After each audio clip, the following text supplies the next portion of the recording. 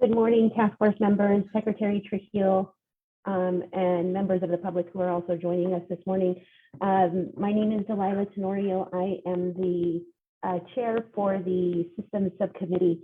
Since the last big group task force meeting, the Systems Subcommittee met last Friday to sort of review and work through the table that was sent out to us, which identified the specific recommendations that the Systems Subcommittee was working on.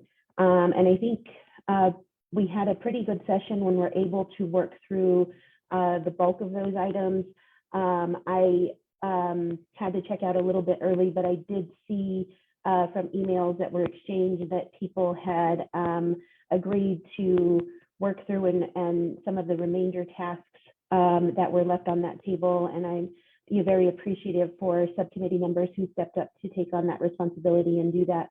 I know that on today's agenda, there is an item for discussion regarding subcommittee meetings for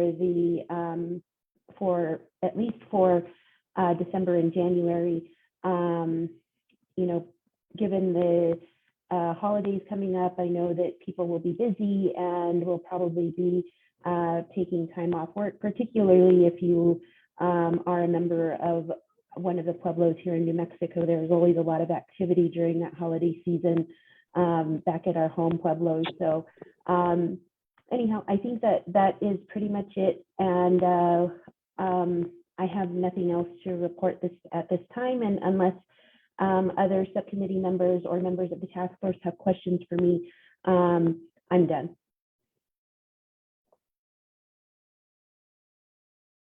Thank you so much, Delilah. Does anybody have questions for Delilah, or do any other subcommittee members from the Systems Subcommittee want to highlight anything?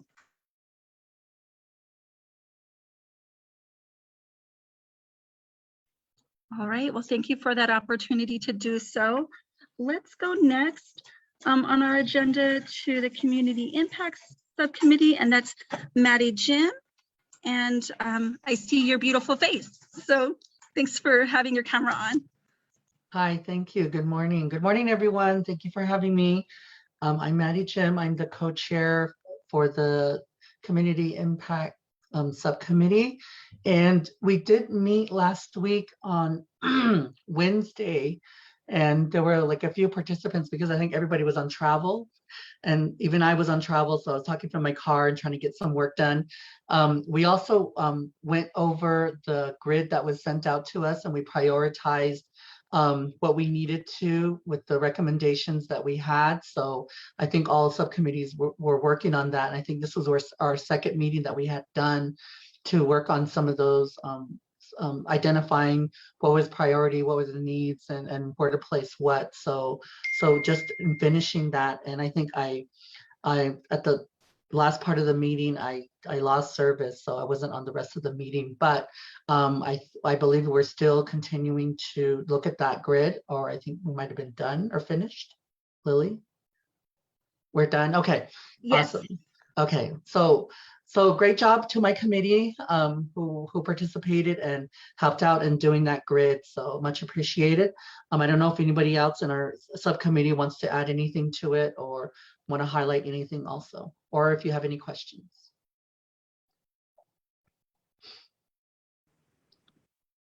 Maddie, can I talk? Yes, go ahead. So my name is Michelle Curtis. I'm with the Coalition to Stop Violence Against Native Women, and I'm part of the Community Impact Subcommittee. And I just want to say that we all did really well working together and to prioritize important issues on the document we were working on. So I just want to say that I'm really proud of everyone. Thank you. Thank you. Anybody else? Okay, we're done. Thanks, Maddie, and thanks, Michelle. And yeah, if we could highlight just even more, people put in an incredible amount of time. We're so thoughtful. And for those of you who are busy, don't worry, there's gonna be lots of chances for you to still provide your own good thinking and input. So let's go next then to Chastity, and I know she has a presentation queued up for us via PowerPoint. So Chastity Sandoval is going to give the update for the data subcommittee.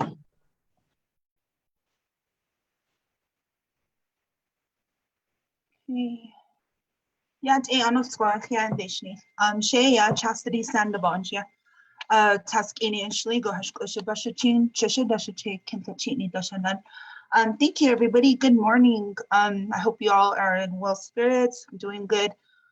So this is the update from the data subcommittee. We can go ahead and go to the next slide, please. So what we did right now in the works, we had our meeting on November 4th from 1 to 3 p.m. And we worked on the strategy table, and that took us a few meetings to complete, but we managed to get through that and to get that done. And we also met with Emily Wright and Tara Richards with the University of Nebraska. We received some really good information about the UNO proposal, and we want to utilize them in the future as well. And they've been really helpful and really well with working with our group. And we had several questions. Delegate Amber Crotty was really good engaging with them and addressing a lot of the issues. Also just getting help with Navajo Nation as well, and getting a perspective of how things, just taking the initiative of that. And then also we are still waiting on the legislative proposal report. Last I heard, it's sitting on the governor's desk, and hopefully we'll hear from them soon. And the other thing is we assist Jessica with the upcoming event that's coming up on the 29th, Bridging the Gaps, and it's a panel discussion. So a flyer was emailed to everybody. If you did not receive one, just please reach out to Jessica and she can forward that to you through email. And please share that as well. We're looking forward to that panel discussion. And Jessica, if you need further assistance with that, please let us know, and we're available to help you in any way we can. Other than that, if anybody don't have any questions, if my team wants to add anything else that I forgot, please let me know. So our next upcoming meeting will be December 2nd from 1 to 3, and this is open to everybody. So thank you. Yeah. Thank you, Chastity. Anybody with questions for the data subcommittee? All right. So one of the things that you may have noticed is that through the subcommittee work, the thinking really evolved on the strategy table, and there were a couple of additional barriers that were identified, such as systemic barriers that deal with various forms of discrimination, both intentional as well as some of that inherent and implicit bias. And so that was added to the strategy table. So as groups were working together, we were picking up that thinking and making sure that, we're just being very intentional in our work together.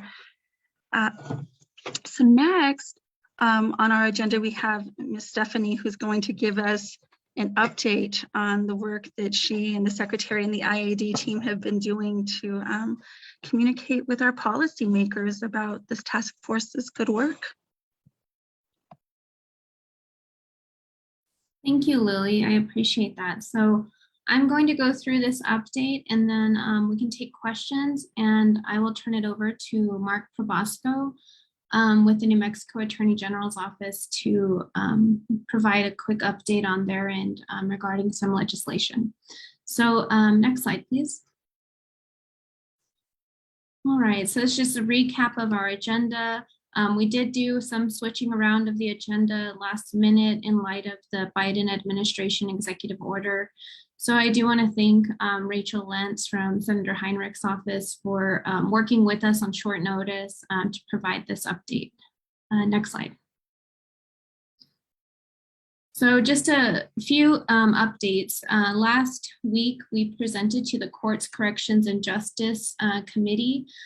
We had a really good presentation before the committee. There were some initial questions pertaining to just the timeline of our work, how this intersects with human trafficking. But you can all rewatch that presentation if you go to NM Legis and look up that presentation, which I don't remember now off the top of my head what day that was. Everything's blending together. But I do want to say thank you to Kelly Gilbreth and Maddie Jim for supporting IAD and representing the task force very well during this presentation before the committee. And Maddie or Kelly, if either of you after this presentation want to provide any feedback, you're welcome to share your reflections with the task force. So as Chastity just mentioned, we've been working with the University of Nebraska on their research proposal. We continue to work through the long proposal. We have it in draft form, but based on the feedback that we got from the data subcommittee meeting, we are trying to do some initial research.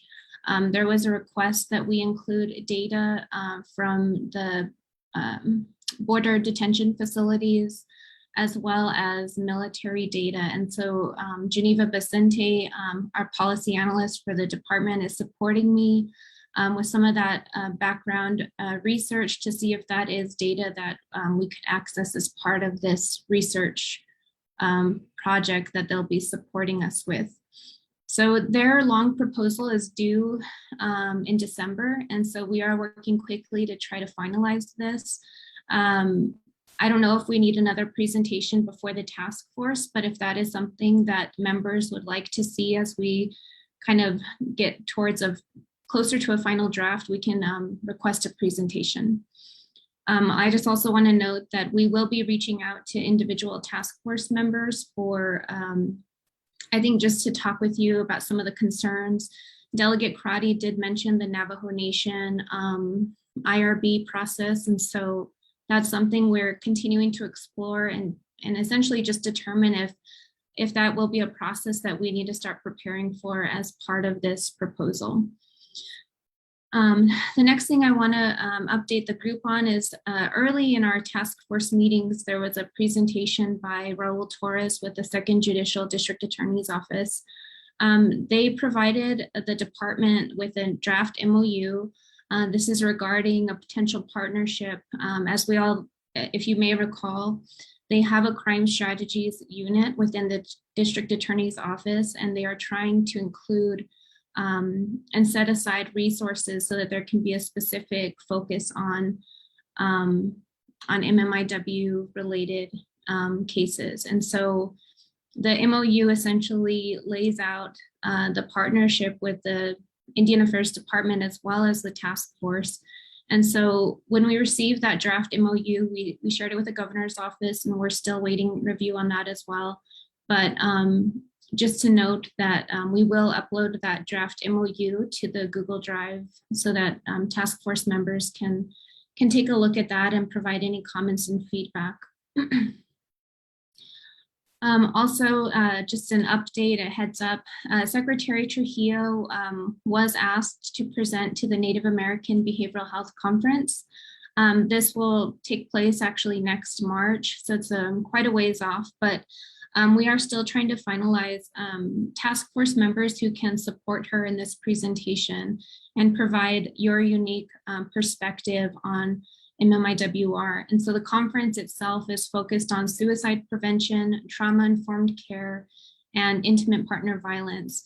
And under that intimate partner violence track is where we will present on the MMIWR task force work, as well as providing context to the members of that, the attendees of that conference on where New Mexico stands with respect to the MMIW crisis today. So we do need to finalize some additional presenters. So if you are interested, please reach out. Also, I think we have a couple individuals in mind, so we'll be reaching out on that this week as well. Next slide, please. One last thing I failed to include on that last slide was one more additional presentation that we'll be providing this month is in partnership with the city of Albuquerque. They will be convening tribal police chiefs on November 30th.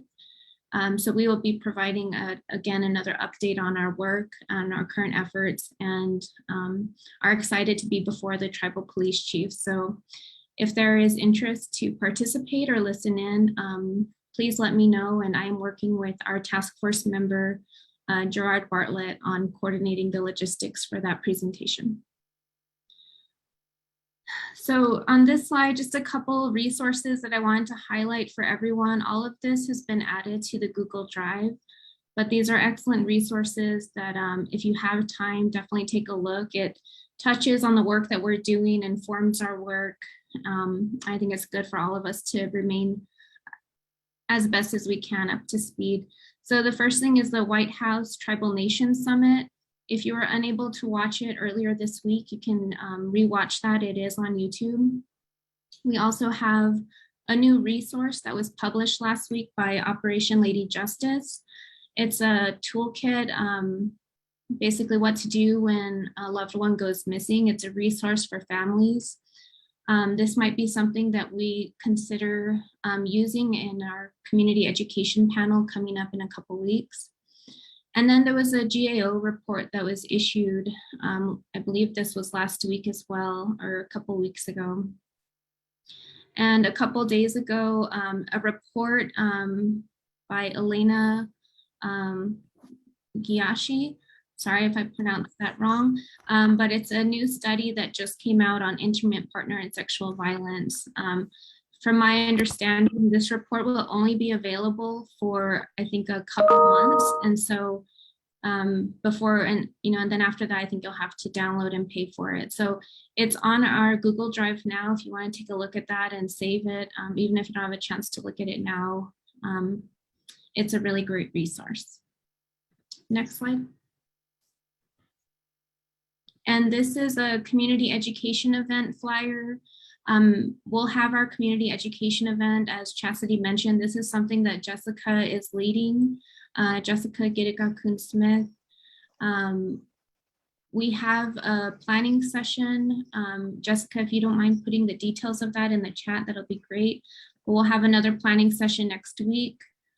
Based on our first planning session, we've decided that we want to provide an overview of MMIWR to provide context. Then we'll have a short video compilation with family testimony and calls for justice. And then we'll wrap up this event with a panel discussion with members of our task force and others. And so the next planning session is next week, like I said, and Jessica will put that information in the chat. But if you're able to join, that would be great. Next slide. And all of this information is in the agenda that was sent out. Some of the dates have changed. We had a meeting this morning to kind of think through our timeline, but here's some tentative dates that are coming up. So we'll kind of go through this a little bit more in depth later in our meeting, but we will extend the time to submit survey responses to November 30th. As Chastity mentioned, the data subcommittee will be meeting on December 2nd. That date and time is confirmed. We have two tentative dates. We still need to confirm with the chair, but once we confirm, we'll send out a meeting invitation. But community impact is tentatively set for December 8th, and system subcommittee is tentatively set for December 9th. And we'll all be together again on December 14th for our last full task force meeting for the year. And on December 16th, we do hope to provide a draft response plan to the task force. So we will be utilizing the next several weeks, a couple weeks, to draft and provide a revised document to the task force. So that's all I have in terms of updates. If we want to pause there, if there are any questions or anyone wants to add to any of the updates that I just made, feel free to raise your hand or unmute. Thank you.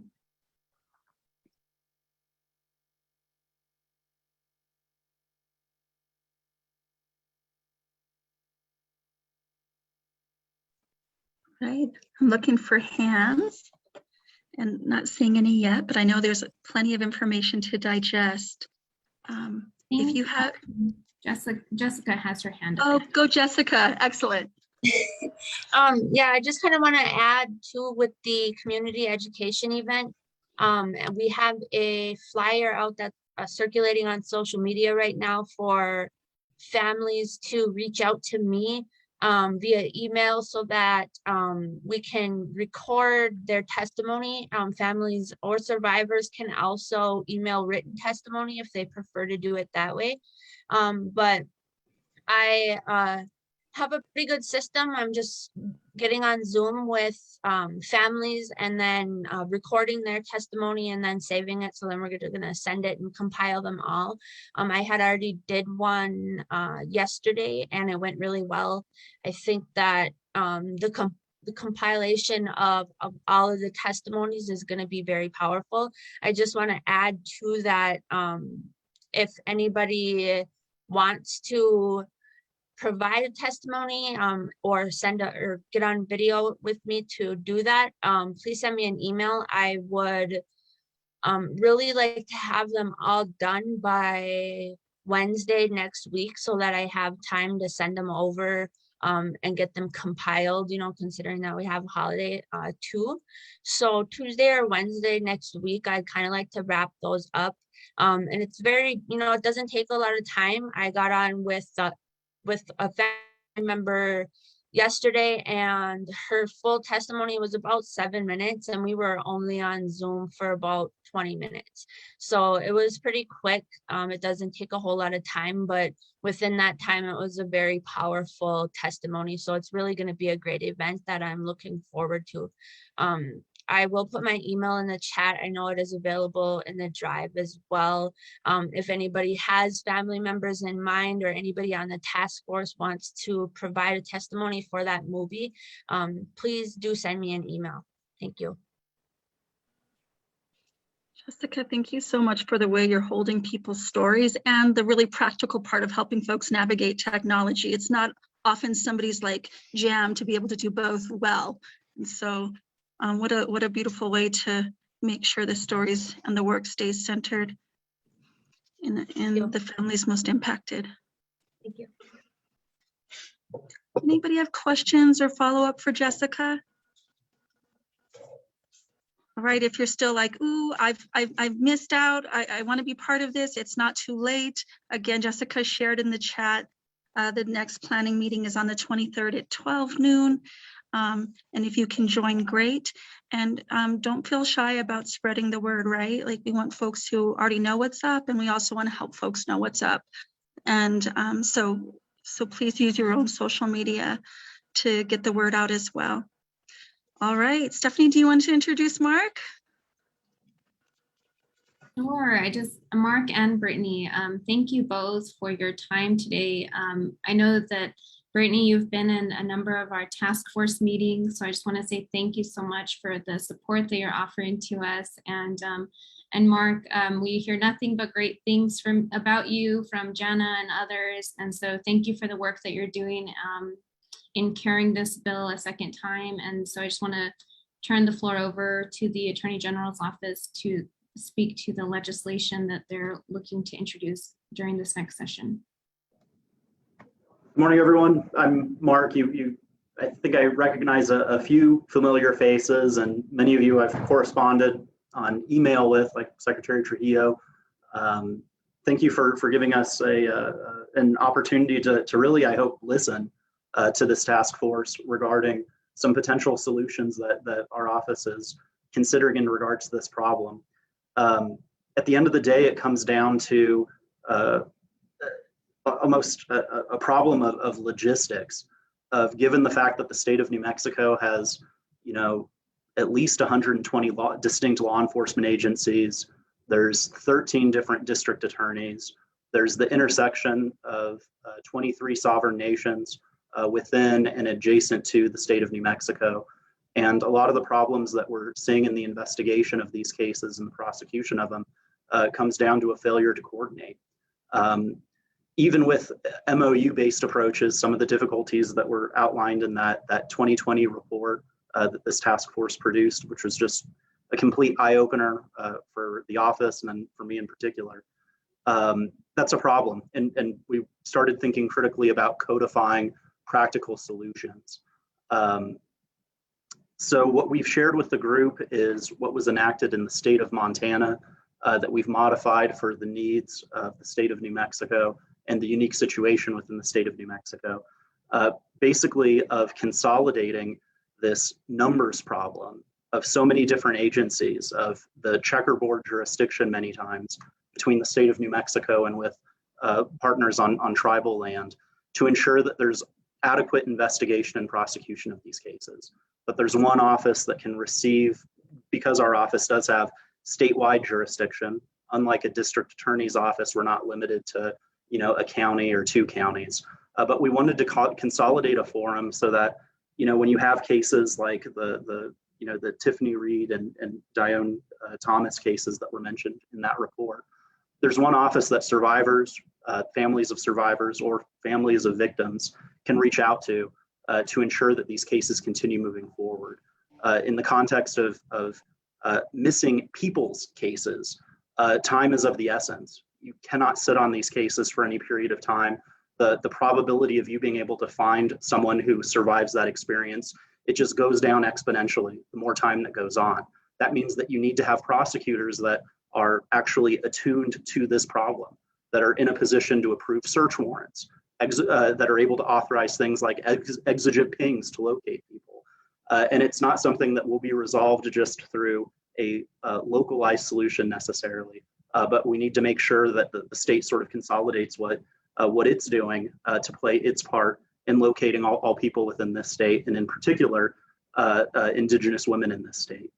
So the first part of this proposed bill is to ensure that the resources of the Attorney General's offices can be used to get these investigations going, to make sure that there's a form of prosecution, of making sure that victims don't have to go through a patchwork and a tangled web of different prosecution and investigation entities, but that there is a entity that people will be able to know to go to find folks, to save folks, to investigate cases where a person does not survive that experience.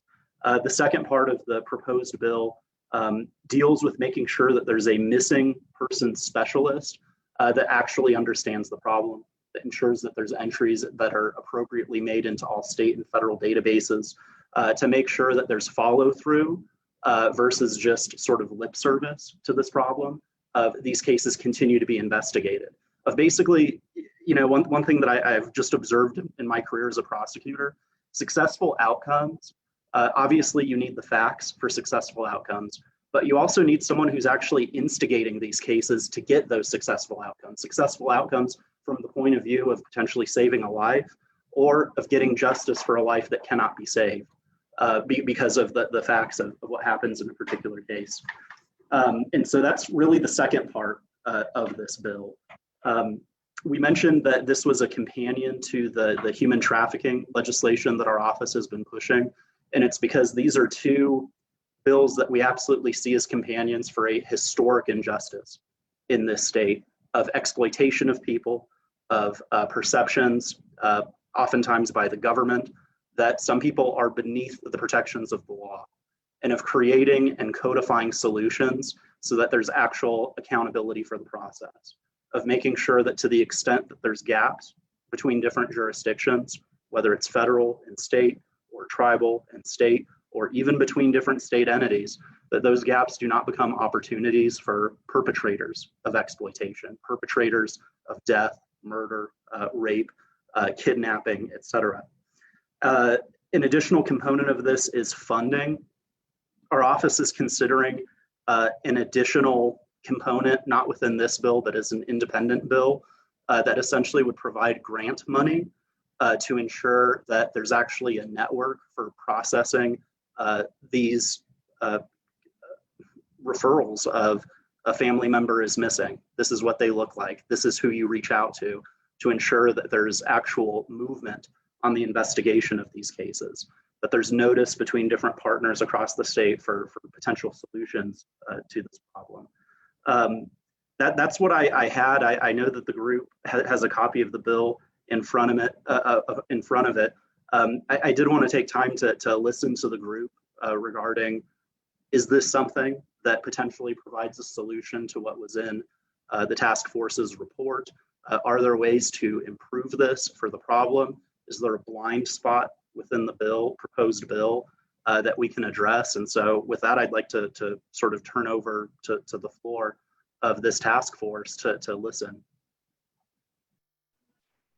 Thank you, Mark. And I apologize. One thing I need to clarify is our task force members, I don't recall if we sent that proposed bill out, but what we can do is pull it up right now and send it to the group immediately following this presentation. So I do apologize for that. And then one potential solution is if I can share screen, I have it up right now just so that the group can see the particular sections that I was referring to. That would be perfect. Sherry or Aurora, could we please make Mark co-host? Thanks.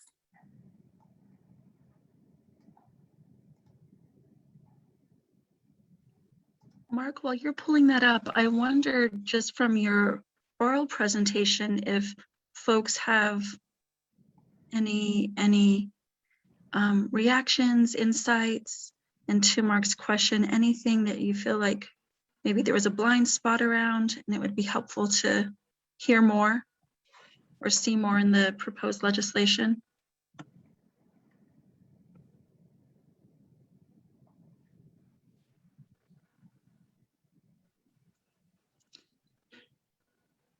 And so can the group see my screen? Yes, and Delilah Tenorio has a question for you, sir. Yes. Delilah? Hi, good morning. Good morning, Mark. I'm Delilah Tenorio. We work together at the Attorney General's office in different divisions. So Okay. I'm in the Open Government Division. And I am interested in looking at this legislation that the AG's office is considering proposing or is going to propose, and providing that feedback that you're requesting. I would also, and if it's at all possible, to maybe have you, once the task force has had an opportunity as a whole to review this, to have you come back and listen to whatever feedback that we may have with this bill. I do share your opinion that because the Attorney General's office is sort of this is a statewide office and has and because of that has a good platform, I think, for doing something like this and providing that kind of support that or even in acting as sort of a liaison or a I can't think of the other term, as an office that can help get the word out or provide resources, that it would be the Attorney General's office, just because I think that the platform is not only statewide, but I also think that because of the work that the office does in many of its divisions, there is that intersection to be able to provide that. So again, my question is, once we've had the opportunity to sort of go through this and review it, and if you would be willing to come back and sit with us, maybe not at a bigger task force meeting, but in maybe subcommittee meetings, and get what it is that you're requesting, because I do think that it is a good opportunity for the task force and the AG's office to be more engaged with this particular issue and have these discussions and really learn about not only the things that we can provide to each other, but also how we can provide those support and resources, and I think the experience that we all have in our different lines of work, to the table. And thank you for that. And I totally agree. Even in the context of serious cases like homicides, one of the constraints that you oftentimes see is that if a localized authority does not immediately see that an element of that crime was committed within that local authority's ability to act, you end up seeing no movement at all until it becomes increasingly obvious that there actually is something that occurred within your jurisdiction. You got to figure out a solution to it. And so thank you for that insight. I completely agree. And this constraint of people not perceiving this problem as being one that happens all across the state, where there's limitations on jurisdiction, I think is one that can potentially be resolved here with this legislation. So this first section was the one regarding the jurisdiction that I was mentioning. We do cite to the Missing Persons Information and Reporting Act. The reason why we did not limit within the statutory grant of authority to, you must have factors X, Y, and Z before you have authorization, is because of the fact that in the task force's report, there are classification problems that sometimes, especially local law enforcement has, whenever they do not recognize someone's either status as an enrolled member of one of the sovereign nations within our state, or their status as an Indigenous person as being something that shows up necessarily in the statistical reporting of this problem. And so we did want to make sure that there was expansive authority to intervene and become involved in the investigation and prosecution of these cases. And so that's what this statutory citation is to. It is to the Missing Persons Information and Reporting Act, since we do have a existing state database that's authorized for being created within DPS, Department of Public Safety, basically state police. The second section is the one that involves the missing person specialist, and we outline the various duties that person will have of facilitating the appropriate jurisdictional authority for investigation and prosecution, of providing guidance and support, of making sure that there's cultural sensitivity training as well. That's on the second page of it. Sorry, I'm scrolling down just so that folks can see everything. Of making sure that there's resources that are available so that there's increased training in regards to sort of interjurisdictional investigations of particular cases. And also of making sure that there's entry. There's no, as noted in the task force report, which was sort of my Bible for putting together a potential fix to some of the issues in our statutes. We did want to make sure that we addressed a lot of these particular issues that relate to the fact that there is no national database for missing and murdered Indigenous women. That data collection is something that's incredibly difficult to do. And so we also wanted to facilitate that process of ensuring that there's the appropriate entries so that we don't have these misclassification issues that show up in the data. In regards to funding, this is unique to the position. We anticipated having a separate bill to deal with basically establishing grant money so that we can institutionalize a network that can receive complaints specific to missing and murdered Indigenous women, and that also will provide one resource so that folks can report information that they may have, so that they can track the status of what is going on. Because that was beyond the limited scope of jurisdiction and facilitation within this bill, that's why we anticipated it being in a separate bill.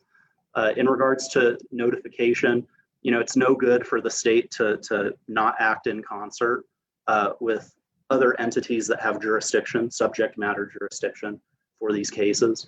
And so we did want to make sure that this bill requires our office to work and coordinate with any of the sovereign nations within or adjacent to the state of New Mexico, so that there's broad recognition of sort of what the law is, and that we're attempting to consolidate both issues of checkerboarding, but also that math problem of having so many law enforcement entities that act under color of state law, so many different prosecution authorities as well, so that hopefully we can streamline the process of conferring and listening to each other in regards to figuring out some solutions. And then we also did include a emergency provision here. I think it's at the beginning of the report, New Mexico being the nation leader, an ignominious sort of distinction of being the nation leader in the number of missing Indigenous women. I think the number was 78 that was provided in the beginning of the report. And then really the shocking statistics regarding missing people just within Gallup and Albuquerque and Farmington, a number that gets into the hundreds. So we definitely perceived this as an emergency that needs to be addressed sooner rather than later, and that action needs to be taken immediately so that these cases are being properly properly investigated, and that there's no limitation on just one locality having a great idea that does not spread out to everyone within the state of New Mexico. And so this is what we had proposed, just sort of a 2-page bill. This footnote, and actually I need to fix the footnote because I cited the wrong page. This was essentially the inspiration for what caused us to take on this undertaking. We wanted to make sure that we're actually listening to stakeholders that have identified the scope of the problem and potential solutions, and that we're taking concrete action on this problem. And so this was the bill. I think I can stop sharing the screen, and if anyone has thoughts on it as presented now, I invite discussion on it. And then if not, I can make myself available at any time at the next meeting or for any of the subcommittees to answer any questions once everyone has a chance to look at it. Thanks, Mark. It looks like Maddie has a question. Yeah, or even just clarification. So after reading this, I just see it's just MMIW, and I know our task force is MMIWR. So is this bill gender specific to only one gender, or will it include men or LGBTQ two-spirit populations that fit under the definition that we are working on? Thank you for that question, and also for that clarification. We need to change the title of this to reflect the fact that it's people of all genders that this applies to, and it's intentionally made to be broad. And the reason why it's so broad is because of the classification problems of how people are being reported for statistical keeping. And so there is no limitation of gender. And in fact, this bill is structured so that even if there is a question as to whether someone is a member of a particular tribe, there still has to be a basis for intervention to make sure that those cases are being investigated properly as well. Maddie, do you have any follow-up on that? Not necessarily. I just wanted clarification, and it's good to hear that, because like a lot of the times our populations are not included, because I know in past years in history there have been murdered trans women, and it's ironic that this week is Trans Awareness Week, and November 20th on Saturday is Transgender Day of Remembrance, and that's actually a day that brings awareness to trans women who've been murdered across the world. So including that, I think is phenomenal, and I totally support inclusion of all genders. Maddie, thank you for that question, and Mesky and Jessica are giving you a shout out in the chat. So if you missed that, know that the love is coming your way, that there's broad support among the task force for that question and that inclusion. Chastity is giving you love too. Jessica, did you have a question as well?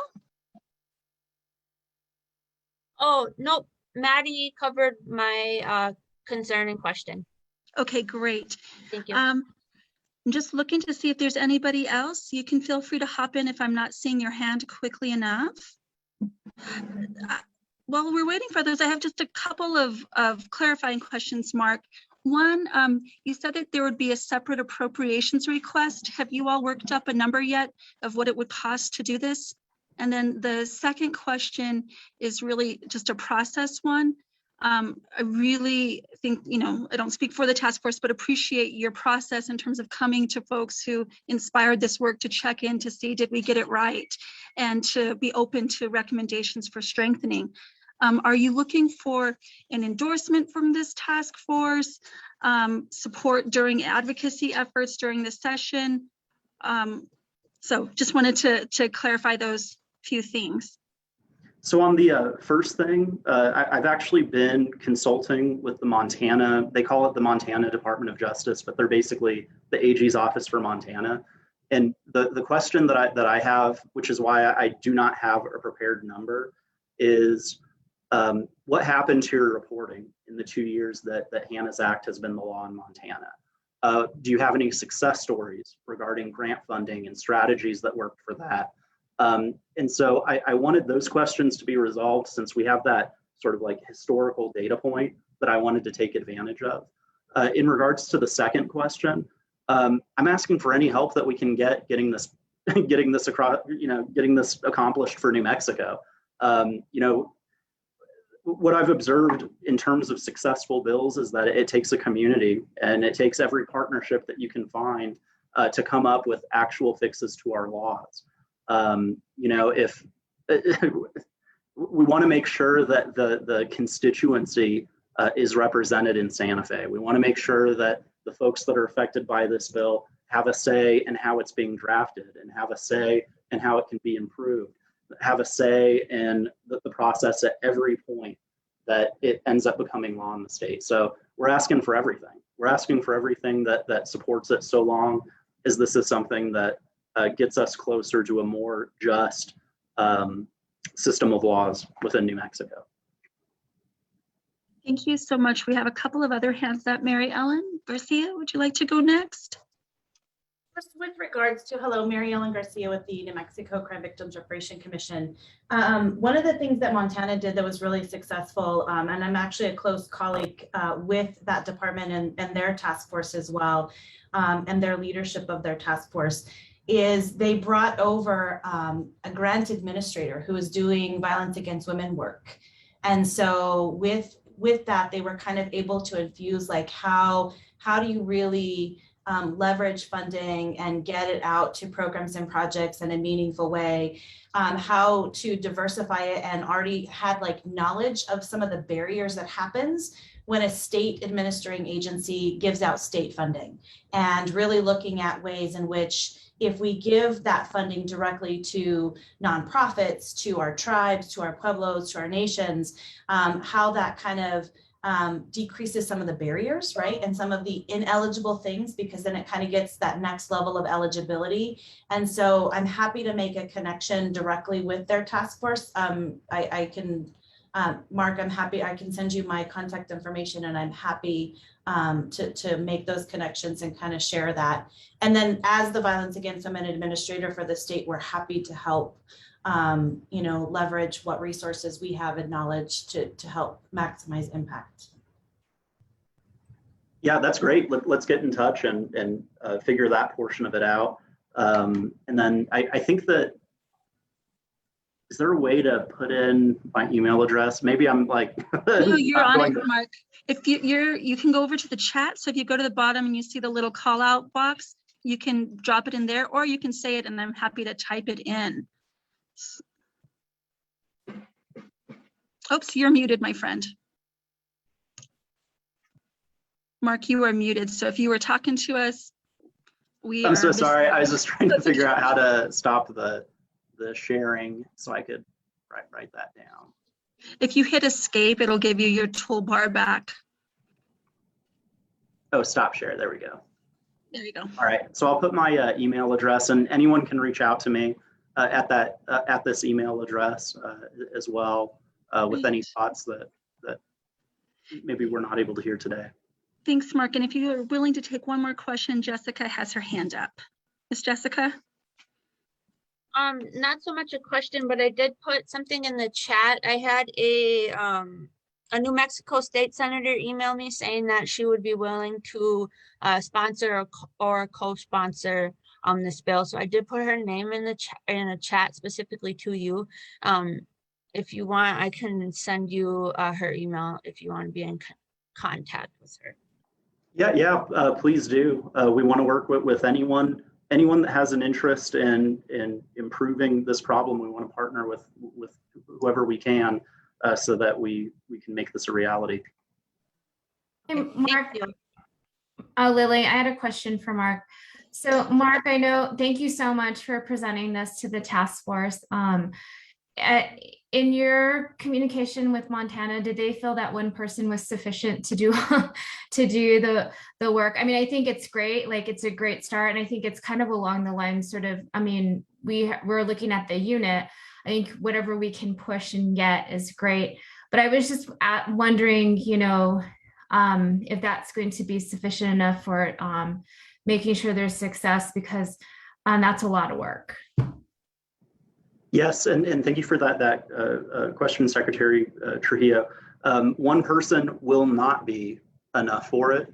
My hope, especially with the appropriation that's in this bill for, I think it's $500,000, is that, so we wanted the statute to authorize a person, but it was my hope that we're in fact going to be hiring multiple people, especially because I envisioned them to be able to travel throughout the state anywhere they need to help make sure that these things get done. One thing that we'll consider is just changing it to make it plural, special lists, so that the authorization is more clear. But you're absolutely correct. It is not, there's 660 cases of missing people within a 5-year period. Like, this isn't just going to be for new missing persons cases. This is going to be for figuring out whether any of those prior cases are prosecutable, investigatable. I don't know whether that's a word, but that are capable of investigation. And that's going to be daunting for just one person to do. And so I think that we'll just make it more clear within the proposed bill that it should be read in the plural. We need to fund as many of these positions as we can to improve coordination so that something is being done by law enforcement in the state. Great. Thank you, Mark, and thank everybody for your questions. Again, Mark's going to share his contact information in the chat. Stephanie has shared out, the team has shared out the proposed legislation, and we're hearing loud and clear that the next agenda, we want to make sure that Mark comes back. It's an opportunity to further clarify and coordinate efforts. So we have time for a quick bio break. And so we have until 12:05. Grab some water, take care of yourself, get a stretch in, and then we'll be back together to jump into the whole slew of the 43 recommendations and the areas where so far we know that there's some uncertainty and some consensus that still needs to be built. So take that break and we'll see you at 12:05. Last one back has to sing. Oh, I'm just kidding, but see you in a few.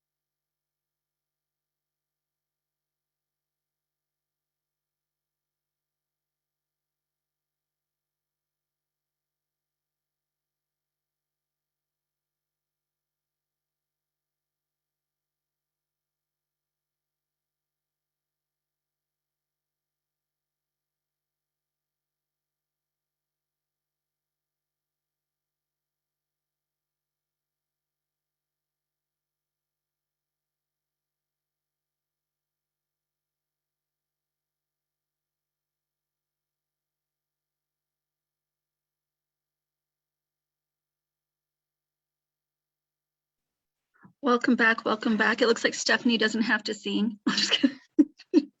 Back on time. I'm the first one back.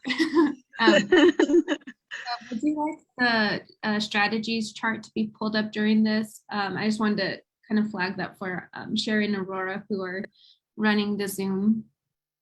That would be great. Okay. That would be great. Thank you. Hi, Deputy Taft. I see. Tracy. Yeah, Deputy's back. Chastity's back. I know they don't want to be the ones having to sing on Zoom. No, just kidding. Just kidding. I won't really do that. It's just my biggest fear, right? Look, Regina's back. Excellent. Yeah, I failed to mention earlier, thank you to Regina too for being present when we gave our presentation before CCJ. It was really great to have you and the DPS leadership involved.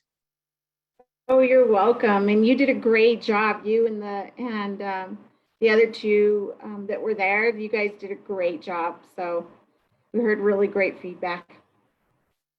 Thank you. Excellent. All right, friends, well, we're going to go ahead and get going. A couple of things as the strategies chart is coming up. For those of you who've looked at it for so many hours, your eyes are crossing. Thank you for that level of commitment. For folks who, so far, we sent out the survey and then sent out the link, sorry about that, to folks earlier this week to say, hey, take a look and please provide your feedback. So if you haven't had a chance to peek at the survey yet, I've dropped the link in the chat, and so you can check that out. But here's what you can expect. So we have 43 policy recommendations or strategies so far. And each of those strategy recommendations has an analysis that's in the table of, again, the timeline, the level of priority, to what extent there are barriers to implementation, what the benefits are, and then who would be the primary actors in terms of implementation. And so one of the things that the survey asks you to do is to say, hey, can I support the analysis the subcommittee came up with? Is there something that I disapprove of, like I can't support it? And is there anything that you're uncertain about? Whether you are in support or whether you are in opposition or whether you have uncertainty, if you can take the time to make comments about why you're supporting or why you have concern or why you're uncertain, that will really help the subcommittee in zeroing in and thinking about ways to really make sure that we can enjoy a full consensus. We know that perfect agreement isn't always going to happen, but 85%, we talked about this a little bit before, is a pretty high bar. It says there's very, very strong support, if not perfect support, but you might be amazed with the 10 folks who have filled it out so far. There were a number of the strategies that had 100% support that people reviewed and felt really confident. We need more responses, right? Like the power of a task force that's cross systems, cross sector, multi-geographical, is that when there's consensus, we know that the wisdom of New Mexico is really showing up in a good way in terms of public policy and systems change. And so, as Stephanie mentioned at the top of the call, we've extended the timeline to November 30th to give folks a little bit of breathing room. If you are one of the first 10 or so who have already done it, thank you for doing your homework right away. No worries, no harm, no foul. But I will invite you to go back into the survey link. You don't have to fill it out again unless there's something you change your mind on today. But there is an opportunity to enter your name and your contact information to be entered into a drawing to win a $25 gift card to a coffee shop of your choice. So don't be shy about going back in. If you've already filled it out, you don't have to do it again, but do enter your name so you're included in the drawing as well. We thought we'd sweeten the deal a little bit, and who doesn't love a warm, tasty beverage this time of year? So please find some time to do that. But excuse me, as a preliminary exercise, what we're going to do together as a task force today is we're going to look at the areas where there was some uncertainty or some objection to the recommendation or the analysis. And we're going to ask you to consider that together. Also keep in mind, if there's something that's come up in your subcommittee meetings as a discussion, as a good idea, but it hadn't really borne fruit yet to be put into the strategies chart, it's not too late for that. We don't want to leave good ideas on the roadside. We want to bring them into the overall response plan. And again, you can use the survey as a tool to note those. And then it goes on to the subcommittee's agenda in December to address those as well. So it's not too late. This is a work in progress, but we are definitely moving forward and trying to get decisions. So if you can hit that November 30th deadline, fantastic. And if you do that and include your name, I promise I won't connect your comments to your name when I'm providing report back to the task force. So, but that being said, if you include your name, you're entered into the drawing as well. Stephanie, did I miss anything about that you want to highlight before we jump into the work itself? No, Lily, I think you covered that perfectly. I have nothing to add. Awesome. So if Sherry or someone else is able to pull up, that would be fantastic. Thank you. And if you are looking at it and you're like, oh, that's in squint print, you can make people's faces a little smaller and make the document a little larger, and that will help you kind of review what's going on. So what we've done, again, I just want to, for folks who haven't looked at this for a while, or for whom this is like, oh, wow, I missed the last meeting. You miss a meeting, you miss a lot. What you'll see on the column to the furthest left is it's telling you what the overall objective was of the subcommittee. And then what the strategy is telling you, these aren't new. They're in some instances abbreviated just so we could fit them into a table. But these strategies are the strategies that you all have been working within the initial chart. The second column is the timeline. So there's short-term, mid-term, and long-term. And what we're looking at here isn't when the action would be initiated, because a lot of these things are urgent, right? They're people's well-being and lives and ability to address really traumatic situations that are on hand. But what we're really looking for with timeline is to what extent, when do we think that families or victims or survivors are able to start seeing some relief, seeing some benefit from implementation. And so short term is if you think it's going to take about 1 to 2 years, midterm is 2 to 3 years, and long term is if you think it's going to take over 3 years. In terms of priority, they're all priority or else they wouldn't be here, right? But is this a primary priority? Is this something that's foundational? If it doesn't happen, it's hard for the other work to move forward in a good way. Or is it secondary? It's important, but this could come later. And then barriers.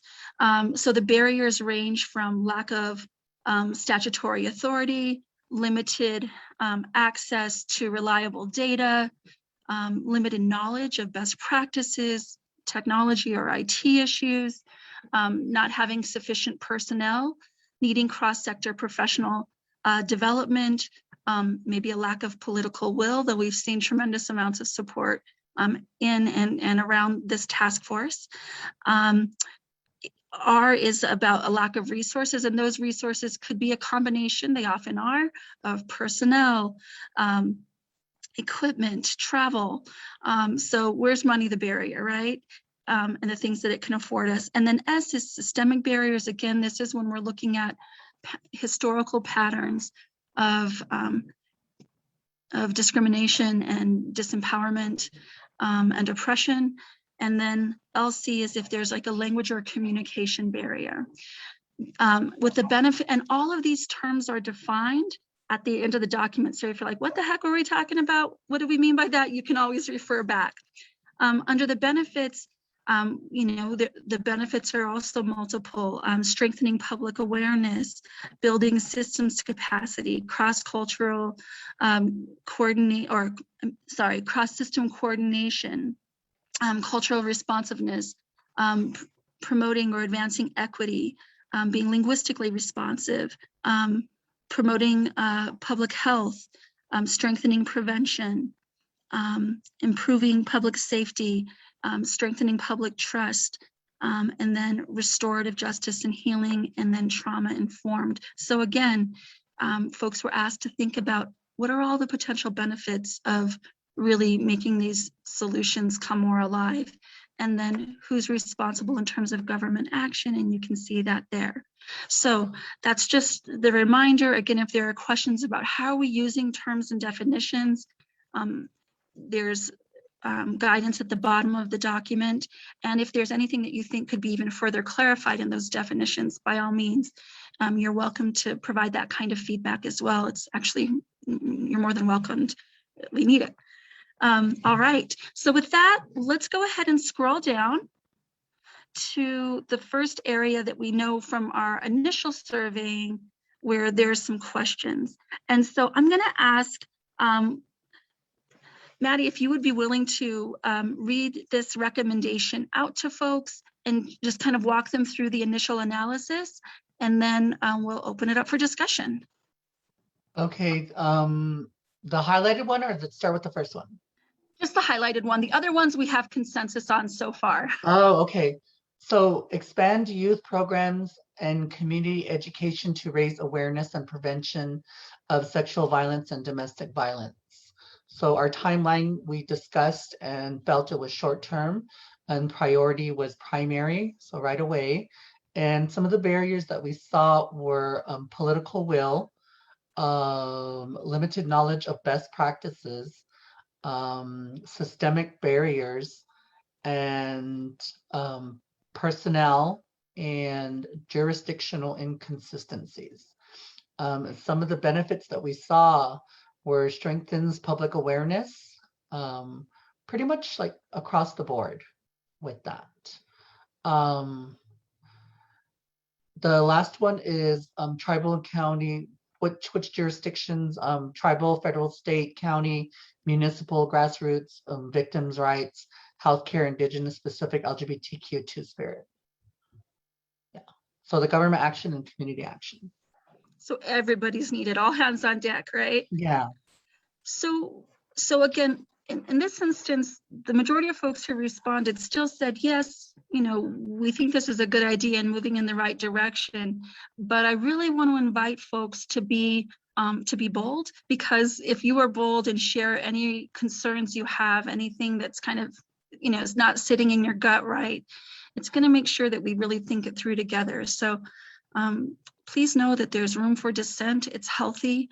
And so if you have any concerns, do you mind going ahead and either raising your hand or just unmuting and sharing what you'd like to see addressed to further strengthen either the analysis or the framing of the recommendation? So under barriers, I think that there's going to be a lack of resources for personnel and equipment, travel, that kind of stuff. So R would be something I think might need to be added to that. If we're going to expand current programs and or create new facilities or whatever, that I think that may be something we should look at as a barrier as well. Right. So people power often means money, right? So acknowledging that. Thank you, Deputy Tracy. Anybody else? Anything that you would add to strengthen either the analysis or the framing of the strategy? After looking at this, I'm kind of looking, something just catches my eye with language barrier, because as youth, they may have different ways of communicating and talking, and I might have different language compared to like even me having like the terms that I grew up with as a youth, and that was like years ago. So there could be that barrier in how like one identifies or what draws them in.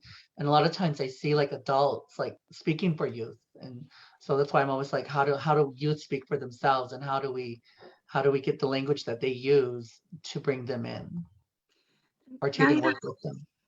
Maddie, I wonder if, that kind of raises a question when we think about who from community, but youth perspectives may be especially important, right? Nothing for youth without youth. Yeah. And so, so that could add to the analysis of who's at the table, that youth are specifically at the table, but you're also pointing to something I think really important, that it's developmentally appropriate, right? That the language is right, but also that we do it in a way that matches people's age and what's healthy. Michelle, we're coming to you next. What do you think? So not just the youth programs, but we looked at community education. And I think that's why we put in language barriers, because a lot of tribal communities have elders who use their native language as their first language. So I brought up, it would be great to have someone translate, community education in the native language. Awesome.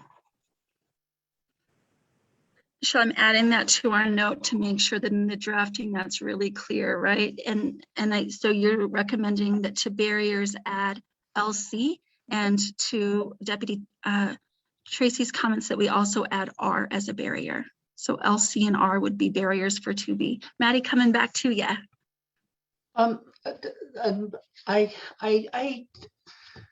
So for me, really looking at translation, like with our native language and reading stuff, like I've really analyzed that throughout the years on people being adamant on wanting to translate like Navajo for our elders. And to be truthful and honest, like my grandmother grew up not learning English, and she didn't go to school. So if we were to write something out in Navajo, she wouldn't understand that, because Navajo is a oral language, and written is more of Western context of what we've learned, who people who've gone to school and educated themselves and written it in that language. So if my grandmother were to go to the hospital and look at something in Navajo, which I've done before with her, and asked her, what is this? And she was like, I don't know, those are just stuff.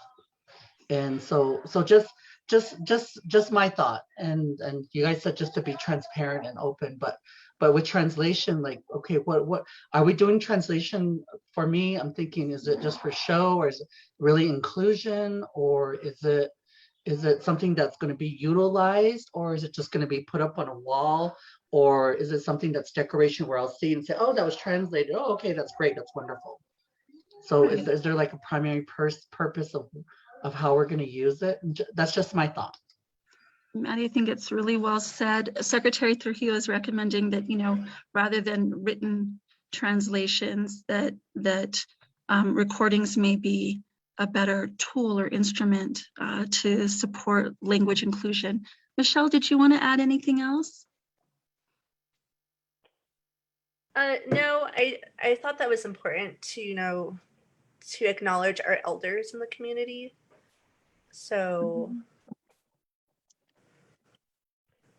but I understand where Maddie's coming from.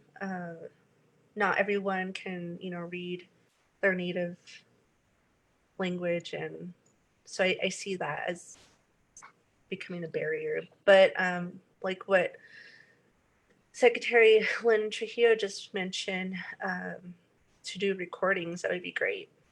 I just want everyone to know, we're doing this as a community education. So. And these strategies are often not one and done. It's about using a variety of strategies, because people have a variety of ways of communicating, even when people share the same home language. We're going to go to Delilah next, and then Chastity. Hey, Delilah. So one of the things that Maddie touched on is that a lot of not only Navajo, but a lot of the native languages in New Mexico are oral, and they're not all written down. And I think that also impacts the way people communicate in those native languages. Like, for example, the communication in CARES may not be as direct as it is in English. And so when you're trying to, teach somebody something or provide them some kind of education, the way you may do it in English is not going to be the way that it translates over. And I think that the translation itself has to be considered in part of this conversation, because you can provide all the education that you want in a specific language, but if it's not being communicated in the right way, or in the way that people are used to hearing and understanding, it's just gonna it's not probably not going to have the impact that you want it to have, that you want to have on that community. The other thing I think is that, you know, in my experience and just working with translators for other languages like Spanish or I had one client who was Korean, and working with translators for other languages, that part of the communication, how you phrase your questions, how you phrase your education, impacts the way that those people are going to understand it. And I think that that, again, is going to have a direct impact on the type of community education or even youth programs that is going to be provided and has to be considered, you know, as part of that conversation. The other thing I want to touch on is that if we're talking about making this as inclusive as possible for as many people as possible, and we want to have impacts on our Native communities, we need to think about including those people who may be, for example, deaf and hard of hearing, providing those kinds of sign language interpreters for them to be able to, you know, understand and be able to communicate back with that bigger group. And the reason that I see that is as one of the issues is because I think a lot of the time, the people who have disabilities are often left out of this bigger conversation.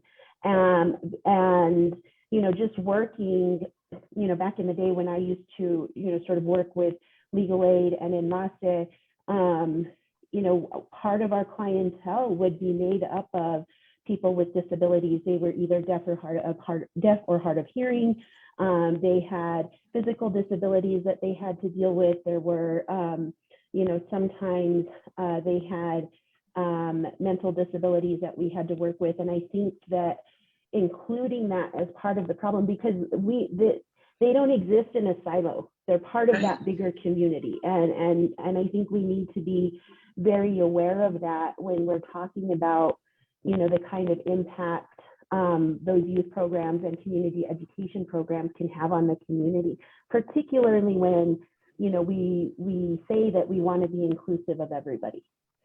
Lila, beautifully and powerfully said. And as a reminder, not only are folks part of the community, but folks with special needs or disabilities are overrepresented in who is victimized. And so it's especially important as an issue of equity and justice as well. Chastity, you're up next. Thank you, Lily. One thing I wanted to point out was under the barrier is to definitely add the lack of resources for personnel, equipment, and travel. One thing is because I'm a DV advocate, and one thing we see a lot is people needing transportation services. And that is one thing that is important. And also with just the lack of resources, especially if the reservation is in a rural area, it's really hard to have access to the important things as far as healthcare, you know, the peer support groups, any of that stuff, the shelters even. And so that's one thing. And also looking in the perspective of prevention and just that education, you know, a lot of the tribes don't even have a domestic violence program. And so they're going to the neighboring tribe, and then that is just unacceptable. Like that should not be happening. So that is one thing I wanted to add to the barrier aspect of that piece. Thanks, Chastity. So we've heard you and your co-chair actually both saying resources are important. Let's name it. So if we're able to make the edit right now in real time, that would be great. So to add to barriers are, and also language and communication. And then to add to the benefits if prevention isn't there, make sure that it is. And then when it comes to who acts, I mean, I've heard a couple of times, and I'm also seeing in the chat that folks really want to make sure that youth are part of the solution, not just recipients or participants in whatever the education is, but that they actually are co-creators of that curriculum and delivery of it. So excellent. So let me ask you this, as you all hear the conversation, and I want to give a shout out to the Community Impact Subcommittee, because these issues came alive there as well. And it's beautiful to see that it's rippling out in the broader task force. So as you hear that further elaboration, I wonder if folks can go down to your reactions button, and you'll notice if you click on your reactions button, it's the little happy face with the plus sign coming out.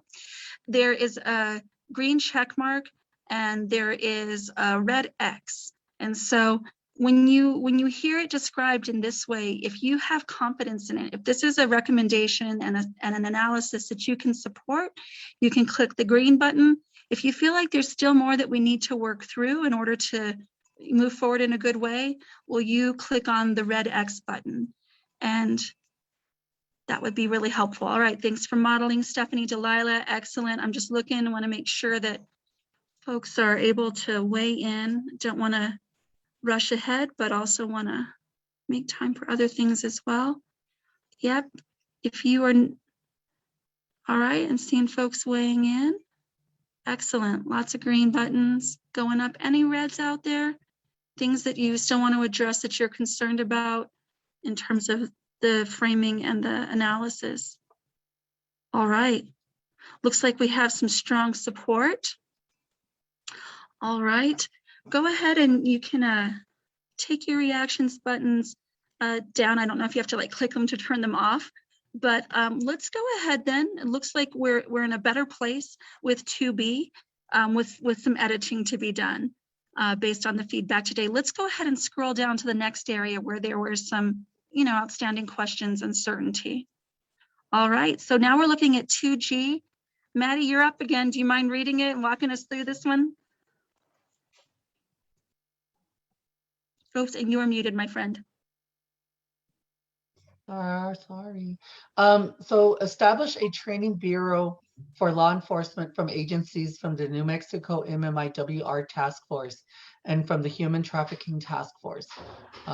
Revise training standards for New Mexico law enforcement in collaboration with the MMIWR Task Force and the NMAG Human Trafficking Task Force. So we felt this was a long term because it probably took over 3 years. It was priority. And I don't know what the codes are without reading the top. So I can help you out with that one. So I think it's political will. I think we all need to cheat. Where's our little code? I can read it for you, Lily. Thanks, Chastity. Nice Okay, teamwork. Scroll back down.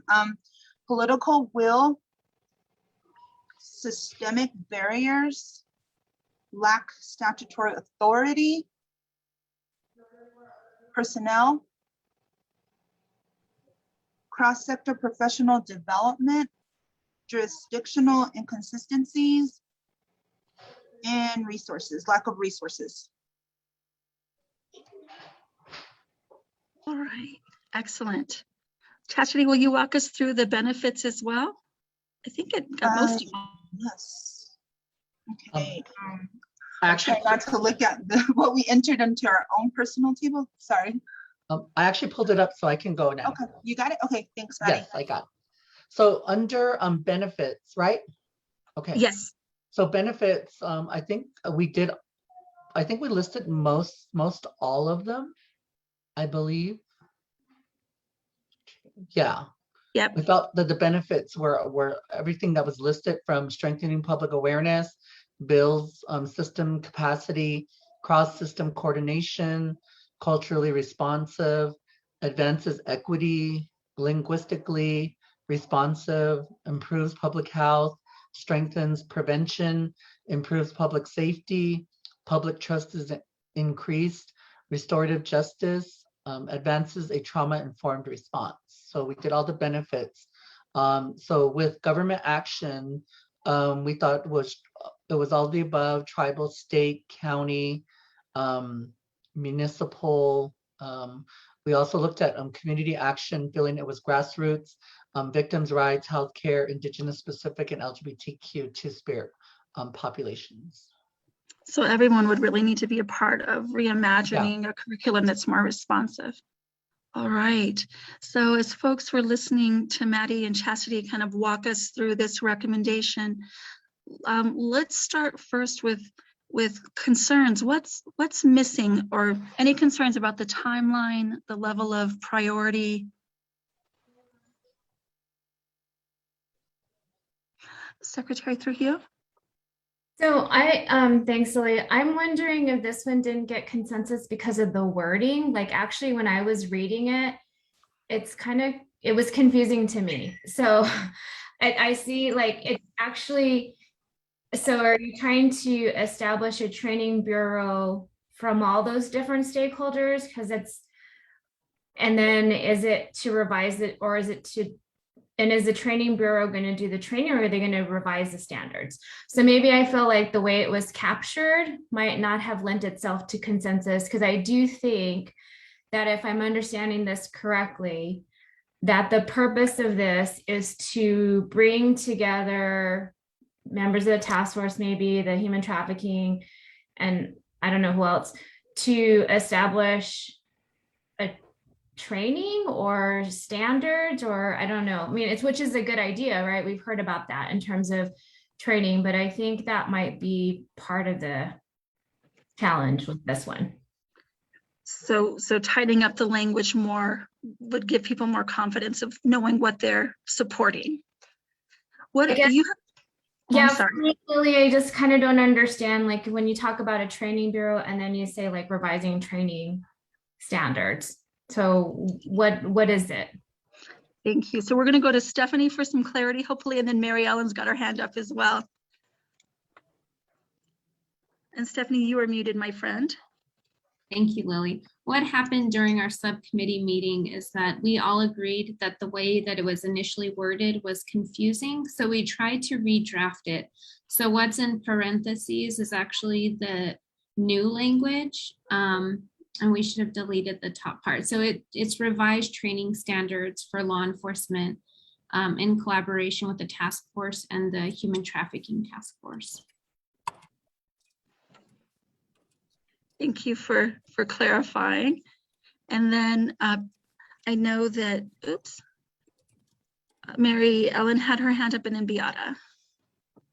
Thank you, and no, and thank you for bringing it up, because that was one of the things we talked about, was like revising the standards. But I think this could almost be, not that I want to add more at the 11th hour, but I think that this could almost be two, right? If we're talking about revising the law enforcement based training standards, right, and establishing and really looking. I mean, I've worked in law enforcement and have law enforcement family for over 20 years, and the training that's received is so minimal, right? And it's part of this whole piece that's not really focused on, with regards to intimate partner violence and sexual violence and trafficking and, those victimizations that take up most of their time, but they don't have that specialized training.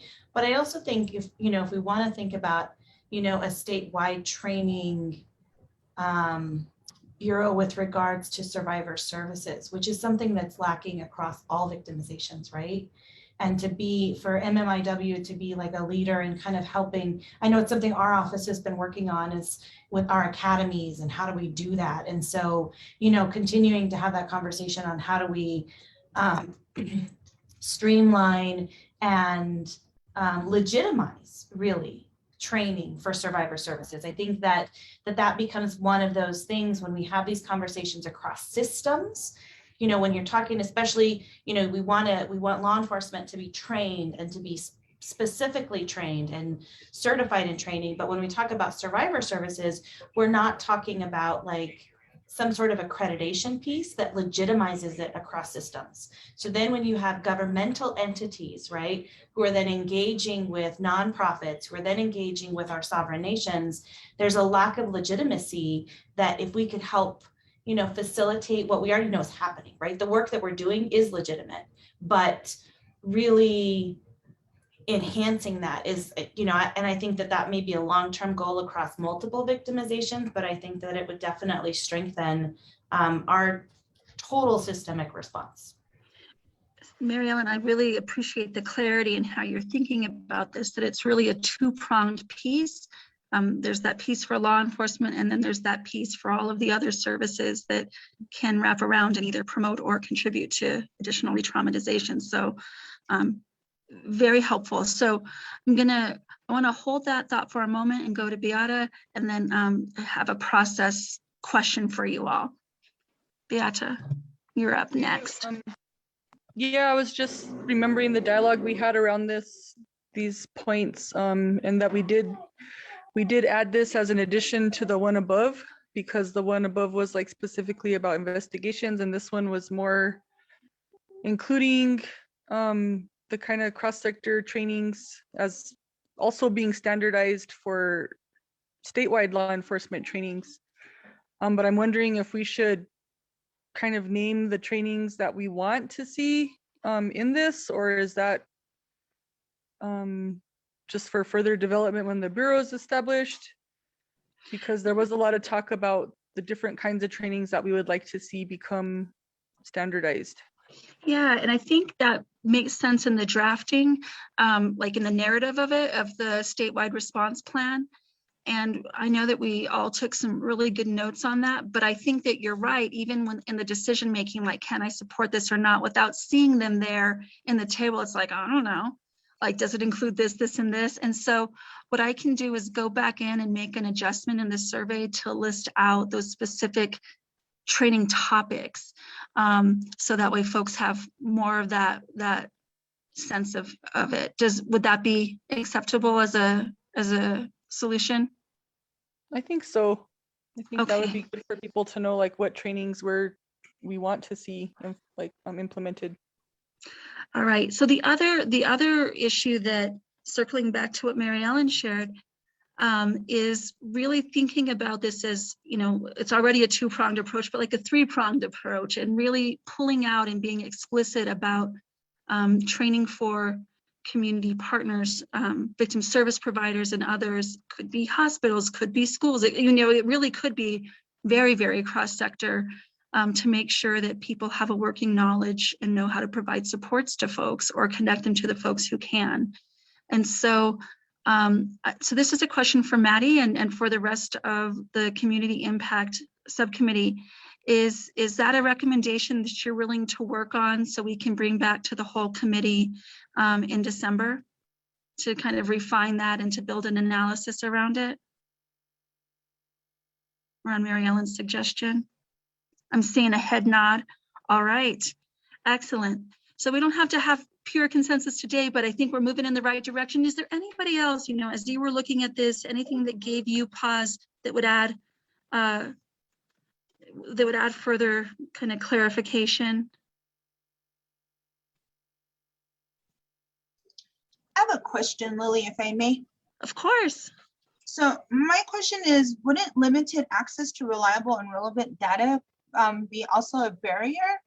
I mean, we're dealing with a lot of law enforcement agencies, and we're kind of, the overlap is intense, but also like we're not seeing the same page as far as data and all that stuff as well.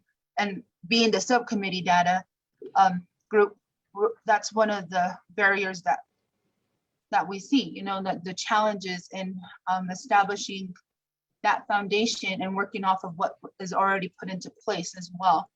So I think I'm saying that D should probably be there, unless somebody is objecting and has another reasoning for that. Thank you. So I love that you have that lens and that you're using it in a thoughtful way. Other folks who worked on this, what do you think about that friendly suggestion that we acknowledge that there, you know, may be some differences in access to data and using it well? Anybody have a good reason why that recommendation wouldn't fit? All right, making a note to add that. So great, those are a few ways that we can really tighten up these recommendations. So let's move on to the next area where we knew there was uncertainty or just the need for more consensus building. And I think we're getting into, oops. So we're just looking for the next one in yellow. If you want to scroll again to the next one that's highlighted in yellow. Beautiful. Looks like we're on 3G. And this is in the systems subcommittee, I think. Let me just double check so I don't. All right. So who from the systems subcommittee wants to walk us through this one?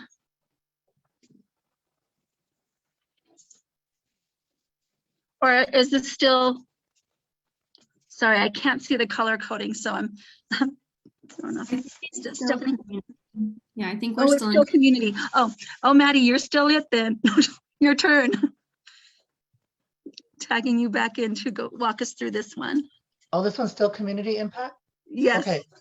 Okay, so 3G, leverage funding for each school, either state or BIE, to support existing resources and to require the establishment of LGBTQ two-spirit student groups. Bill from the PFLAG and Gay Straight Alliance model that are currently out. We felt that this was a midterm goal between 2 and 3 years. We felt that it was primary, and we saw that the barriers were lack statutory authority, lack personnel, also political will, and lack of resources for personnel, equipment, and travel, and systemic barriers, discriminatory. We saw that the benefits, I believe, might have been all of them except the advances, a trauma-informed response. And then government action, we felt it was tribal and federal, and community action, victims' rights. Oh shoot! Sorry. I went to the wrong highlighted one. That's okay. Government action is state, federal, and tribal, especially with getting the monies. And then with community action, it was community and grassroots. Excellent. Thank you. Thank you. So anybody have clarifying questions for the Community Impact Subcommittee about this recommendation?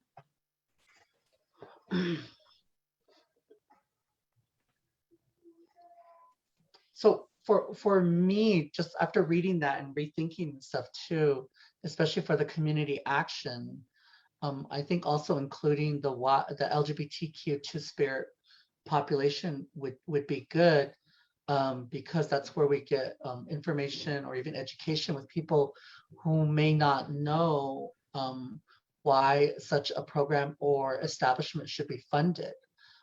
Coming from personal experience and seeing schools have GSAs or PFLAGs that are established have been a good model, especially for LGBTQ youth, to see that, because it empowers them. So, and especially getting funding for it, I think would be phenomenal, because a lot of times there are no funding for groups or even establishments for what we're talking about.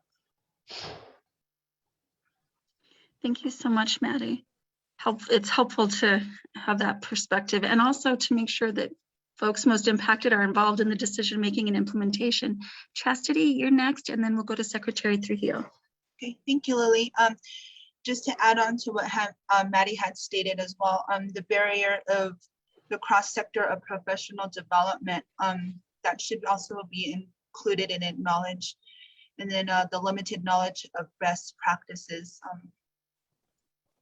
would also be the other. And of course, the lack of resources. Okay. So we've got three additional coming in terms of really thinking through those barriers. Excellent. Secretary? Thanks, Lily. I guess that was my question. So the word leverage funding, that to me assumes that there already is funding that you're going to use. So I guess my question is around the funding aspect. Is this already something that is within a system that receives funds? Like Maddie, you brought up PFLAG. And so like, what's that funding source? Are you looking to use that as a leverage to funding this edition of LGBTQ two-spirit, or is it really identifying new funding in order to do this? I think new funding would be a better wording.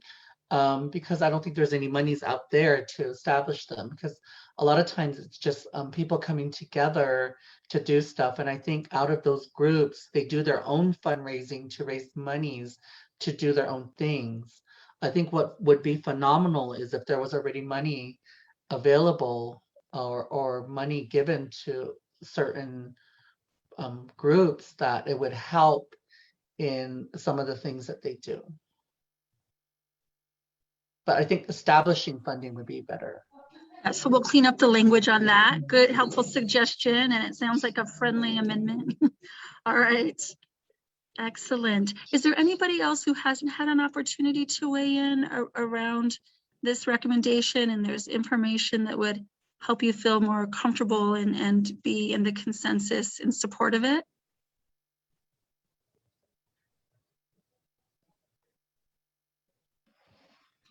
All right. Those seem like some, so we can strengthen the analysis of barriers, got those notes, and we'll also clear up the wording. So don't complete the survey quite yet. Let me go in and make those adjustments so you don't get thrown off, right? I'll do that right after our meeting. All right, so we've got about 25 minutes, más o menos, and 3 more recommendations. So let's take a look at those other 3 recommendations where there was some uncertainty so far. So now we're into the systems subcommittee. Maddie's off the hook. Thank you, Maddie. All right, so actually there was one right up at the top, I think. Is it 4A? There we go. Can I get the committee chair to walk us through that recommendation? Or we could tag team Stephanie in, either way. So this is Delilah. Thanks, Delilah. 4A, seek and secure funding for capacity building, and we were looking at Tusuki Pueblo and the example that's been, there's I think that it was program specific that had been set up there. I'm not sure if it was regarding MMIWR or it was just, you know, an office that provides support and services to victims and families for domestic violence, sexual assault, that kind of thing. But in any case, for this particular strategy, we identified it as a midterm goal. It was identified as a priority. The barriers that exist were that, you know, there's a limited knowledge of best practices, personnel, there's a lack of resources, there's jurisdictional inconsistencies, and there could possibly be some systemic barriers. The benefits in being able to seek and secure funding for capacity building and what we identified was that it builds system capacity. There's cross-system coordination. It's culturally responsive. It advances equity. It's linguistically responsive. It improves public safety, and it advances a trauma-informed response. In terms of whether this was a government or community action, I think it was a mixture of both. We believe that there had to be some tribal and federal buy-in or support, you know, that would be offered. And then we also believe that there could be community actors in terms of the victims' rights group and Indigenous specific groups, particularly for or those groups that are particularly within or located within those communities. Thanks, Delilah. So does anybody have any clarifying questions or feedback about the framing?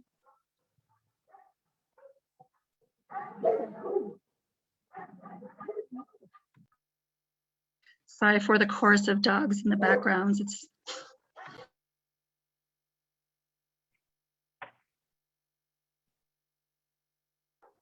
all right. And it may be that we learn more. So if, you know, as you're completing this survey, there are things that give you pause, please, again, just a reminder to make note of that. Because it may be that, you know, there's strong agreement in principle, but there's just a need to tighten up language or get more specific. And so if you have any of those kinds of suggestions, again, not only are they welcomed, but they're embraced. Giving just another moment. Anybody want to ask questions, get any additional clarity from Delilah or the subcommittee? All right, and we'll see how that shakes out in the survey results on the 30th. Let's go ahead then and move on to the next recommendation where there were questions or concerns. All right, so 5A, Delilah, will you read this one as well? Yes, so 5A was to create memos of understanding between tribal law enforcement agencies and state, county, and city agencies. The subcommittee identified this as a midterm goal. It's in terms of priority, it's secondary. Some of the barriers that we identified were that there was a lack of resources for personnel, equipment, travel. There's the lack of political will, or political will could act as a barrier, I guess. There is limited knowledge of best practices, and the professional development. Some of the benefits that were identified were that it strengthens public awareness, it builds system capacity, there's cross-system coordination, it improves public safety, and public trust is increased.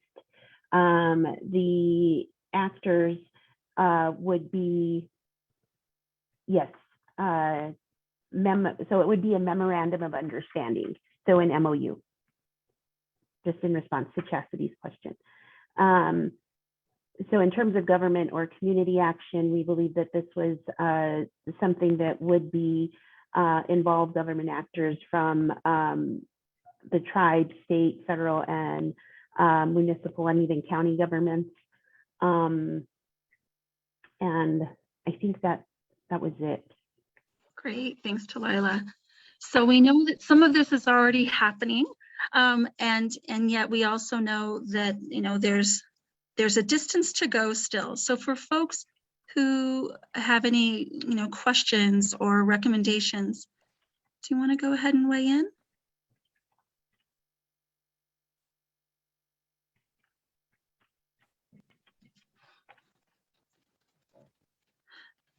So not to put our law enforcement friends in the hot seat, but you all have a unique perspective. So I wonder if there's anybody from law enforcement who's willing to share feedback about, you know, what part of this recommendation and analysis makes sense. Is there anything that you would add to the thinking around this recommendation to make it even stronger? Well, from my perspective, I would say that they have a lot of the things picked out as far as barriers and benefits and whatnot. One of the biggest challenges is getting the individuals at the table. So the political will is probably one of the biggest things, and I see that they've already picked that. And then I think maybe even jurisdictional inconsistencies, you know, because we may have a memorandum with one agency, but then there may not be one in another agency or something like that. So there may be some of that. But, thank you, Deputy. I don't really see any other shortfalls in what they've already selected from my perspective. So you can really affirm that their analysis is right on. You would put political will first if we were doing it in order of the biggest barriers, and you would add to it the jurisdictional inconsistencies. Yes. Thank you, sir. Anybody else coming from that law enforcement perspective, or you would be one of the members of a memo of understanding, and anything else you would add?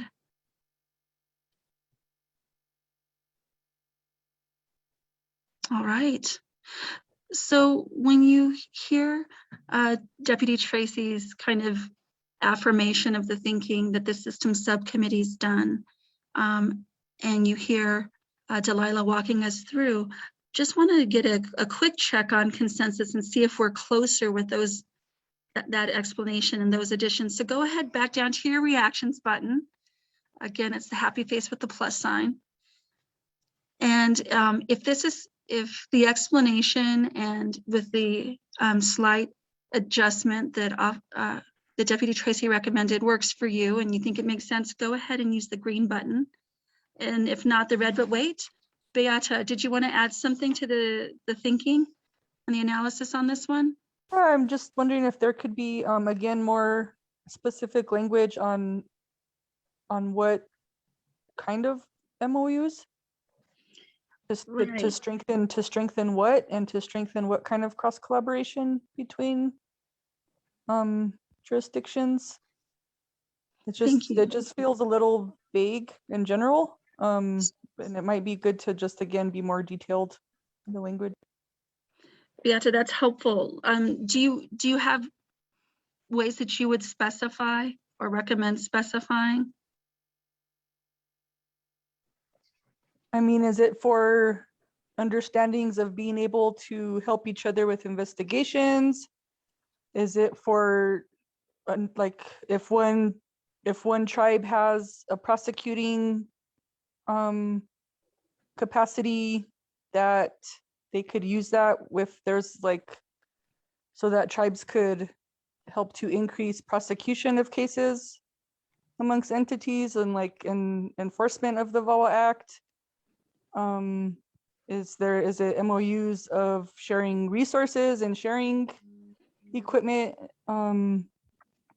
sharing funds for testing? Yeah, I mean, it could be a lot of things to strengthen investigations or like response. That's very helpful. That's just what comes into my head thinking about possible MOUs, but you know, right, maybe it should be specific. So let's go back to Delilah. Delilah, when you think about the conversations that have been ongoing, both recently, but even foundationally, does that level of specificity, does that kind of match with where the discussion has been for the systems subcommittee? I think in terms of what we were discussing when we were discussing memorandums of understanding and what they would be, what we would use them for.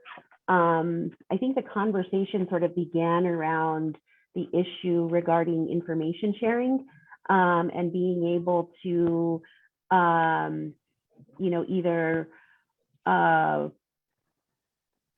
have one agency share with other agencies anything that, you know, any kind of information that might be helpful in terms of either figuring out, you know, numbers or in terms of helping with investigations and stuff like that. I think it's evolved to sort of include a lot of the other issues that Beata just mentioned, you know, in terms of not only information sharing, but also, you know, the sharing of resources to where we're, you know, for example, I think one of the things that we talked about was if we have something happen in, you know, one jurisdiction and there's evidence there, and, you know, how can we get that, you know, a certain jurisdiction to transfer it over to where the, you know, prosecution is going to take place, and what mechanisms could we use to be able to do that. So I think in terms of the reason why it's so broad is because we wanted to be able to not be too specific and not be too limiting in the kinds of memorandums of understanding that, you know, the task force could put forward. I think that, you know, in part of that discussion, you know, we do want it to be as inclusive as possible. We, you know, not only do we want the information sharing to occur, but we also want, you know, sort of the sharing of resources to happen as well. You know, for example, if, you know, there is one particular jurisdiction that is willing and able to share prosecutors or, share law enforcement resources or whatever it is, we want that to be able to occur as well. But like I said, I think the conversation initially started with just the information sharing, and I wasn't part of the foundational sort of task force, so I don't know when this recommendation came from the final report, what that discussion was. But I do know, and there are some questions in the chat, I think that that are bringing up some of the other issues that we had discussed. For example, Jose had brought up the issue of, enforcement, who's going to be responsible for enforcement and who's going to provide that oversight. That was certainly a discussion we had with law enforcement officers in our group, and, how can we create memorandums of understanding that have, teeth to them and don't fall to the wayside and are going to provide, are going to have some kind of provision for enforcement in them. The other thing that was brought up is, again, by Jose, well, who's going to be at the table when negotiating these or discussing these memorandums of understanding? And we had sort of an internal discussion with, there are many pueblos in New Mexico who have changed leadership yearly. And so that can impact the ability of particular jurisdictions to be able to enter into memorandums of understanding. So, those were sort of just issues that were highlighted when we had this discussion. But again, it certainly started off with just discussing information sharing and being able to, provide information on, people who had been impacted in the community, or even to provide that kind of identification. Yeah, so I'm wondering, thank you, Delilah, for more of that backdrop, and Beata for the really, thoughtful question that got us deeper into the dialogue. So I wonder if, as a solution, there's a tension between wanting to be broad enough to be inclusive and not limit creativity in ways that folks might collaborate, but to be specific enough, at least in the drafting of the narrative, to give some examples of how that works, and ways that people are already building collaboration and formalizing that in memos of understanding. I saw that Jessica, you had your hand up too. Maybe your question was addressed, but coming back to you just in case. It was addressed. I was just gonna uplift what Jose was saying in the chat. Awesome, thank you. So knowing that this has been thought through and discussed around how to, that need for balance, can folks support the recommendation, knowing that it's going to, broadly invite and encourage memos of understanding, and that there will be specific examples written in the narrative? If so, if you can show us on the reactions buttons, again, green being like, yep, I can support it, or red being, I still have some serious reservations.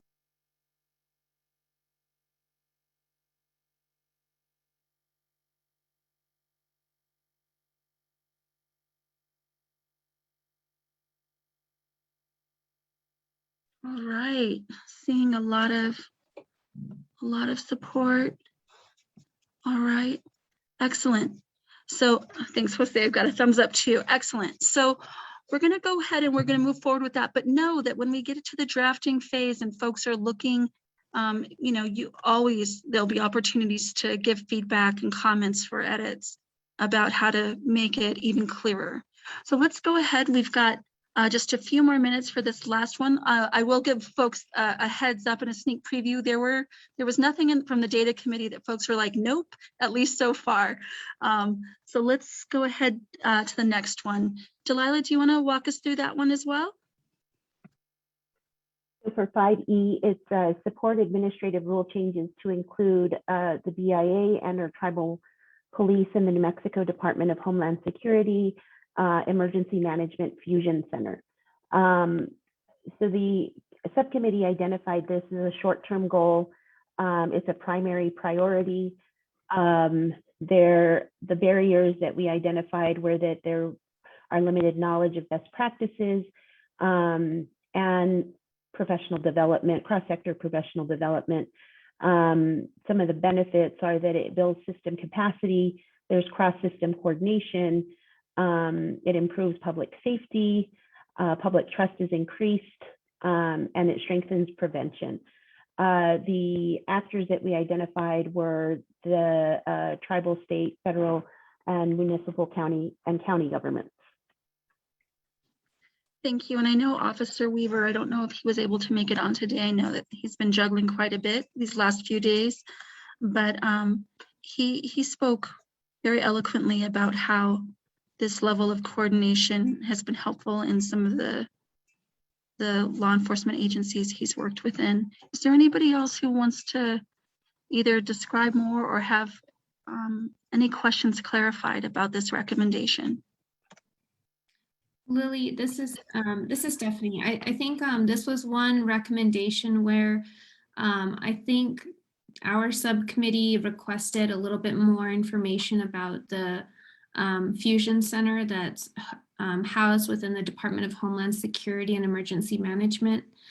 I think one thing just after the discussion we had in our subcommittee is requesting a presentation about that fusion center, because I think a lot of tribes have access to the fusion center to receive the reports and updates that come through the fusion center, but what isn't clear is if tribal police can actually input into the fusion center, or if there needs to be training or other,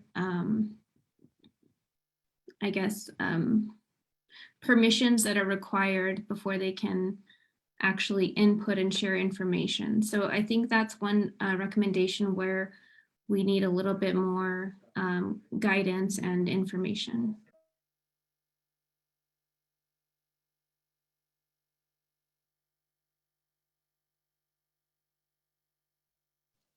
So we've got some homework to do on that one. Thank you, Stephanie. Anybody else have outstanding questions or things that it would be helpful as we reach out to ask folks to come present to the task force, but things that they could be prepared to address? Yes, this is Chappie Jose. Hi guys, hi everybody. Hi. On that particular issue that Stephanie brought up, estimada Stephanie brought up on the Fusion Center, you know, that's a tough one. It's really complex, especially when it comes down to doing any type of you know, revisions to the New Mexico Annotated Code, you know, the NMAC, rule changes, et cetera, you know, the public hearing process, and especially if we're dealing with tribal nations, linguistic issues, cultural competency issues, et cetera, et cetera. I thought I'd throw that in there as a heads up of, you know, a learning process. It's doable. I mean, it can happen, it can work, but I think that really the seriousness of the tribal collaboration with a state entity like the Fusion Center, it really needs to be really opened, really dignified in terms of how you talk to our people, how you conversate with our people, you know, con respeto, with dignity, and we're no fools on this one. We know how to roll and how legal stuff works, and legal language, just the language itself, how it's put together down the line. Just a little bit about cultural sensitivity. That's where I'm just drawing the line. Thank you, guys. Thank you so much, Jose. So I wonder, sir, do you think, you know, given what you've said about the care and attention and how much the approach matters around moving this work forward, do you see it as short term, or would you see this being as something that's more midterm or long term, might take longer? My personal thought on that one is, first you got to establish a trust, and I'm talking about the Fusion Center. If you're going to talk to my tribal nation, collaboration wise, you know, invitation, you know, an invitation is the right thing to do, is to invite them. Come on over and bring your people over, and let's have a conversation let's roll with that. Just the beginning, just to establish a trust first. I can't just shove it down my throat. I'm just saying that la mera meta, right? You know, I'm just telling you the way my mother would talk to me. Don't fool with me. Don't play with me. What is it that you want to talk about? Then we talk about it.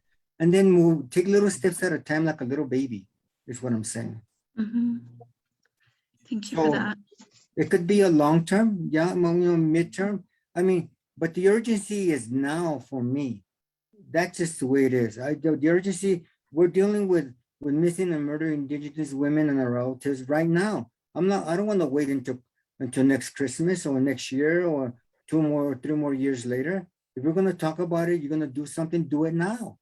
And I mean, some people may disagree because that's not the way it works. That's not the real world that we live in. Everything takes time. Well, you know what? The time is now. That's just my thought. Thank you, guys. Thank you so much. And I think what you're saying is so aligned with some of the discussion that was happening in the subcommittee group, right? Because folks felt that sense of urgency around it as well. So any other things? So we know that this is something that we want to keep working on, thinking on, learning about. Is there anybody else who has questions that we want to make sure that we get queued up to be addressed? So we'll be ready in December. This is Delilah. I think I jumped off before this part. This particular strategy was discussed at the meeting last Friday, but I do, want to sort of recognize what Jose was saying in terms of the time frame and the process that we'll need to go through in order to make changes to make an administrative rule change. And generally, and that's something that I do as part of my everyday work with the Attorney General's office. And so generally, a lot of the time when there's proposals for rule changes, those proposals are made to that particular department.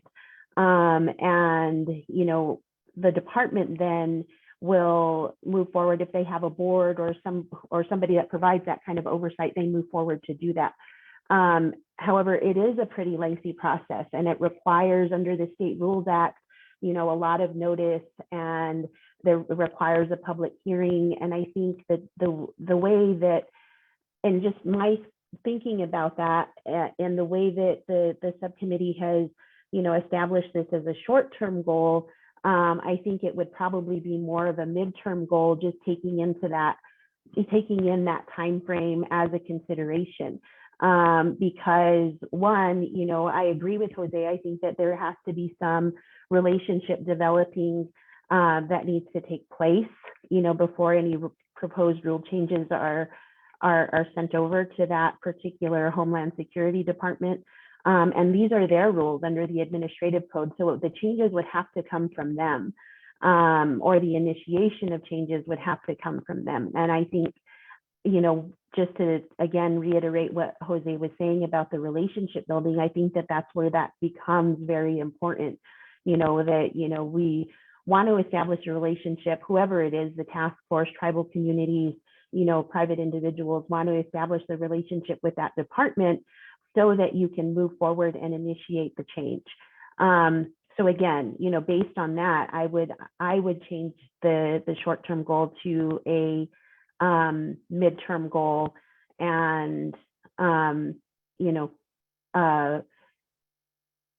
think for me, that would be the biggest change. The other thing I think that in terms of barriers,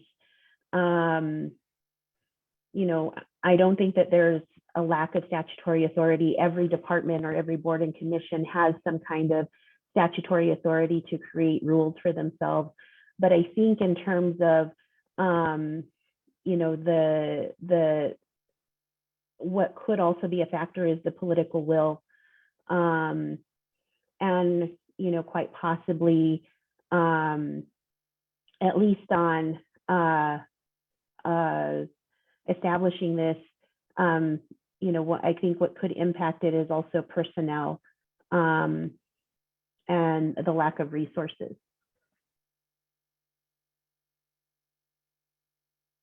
Thank you so much for yeah, just adding to the thinking around that. So some big suggestions. So maybe even think about the framing of this one to talk about relationship building. This might be another two-pronged one: build relationships, then work on the administrative code changes.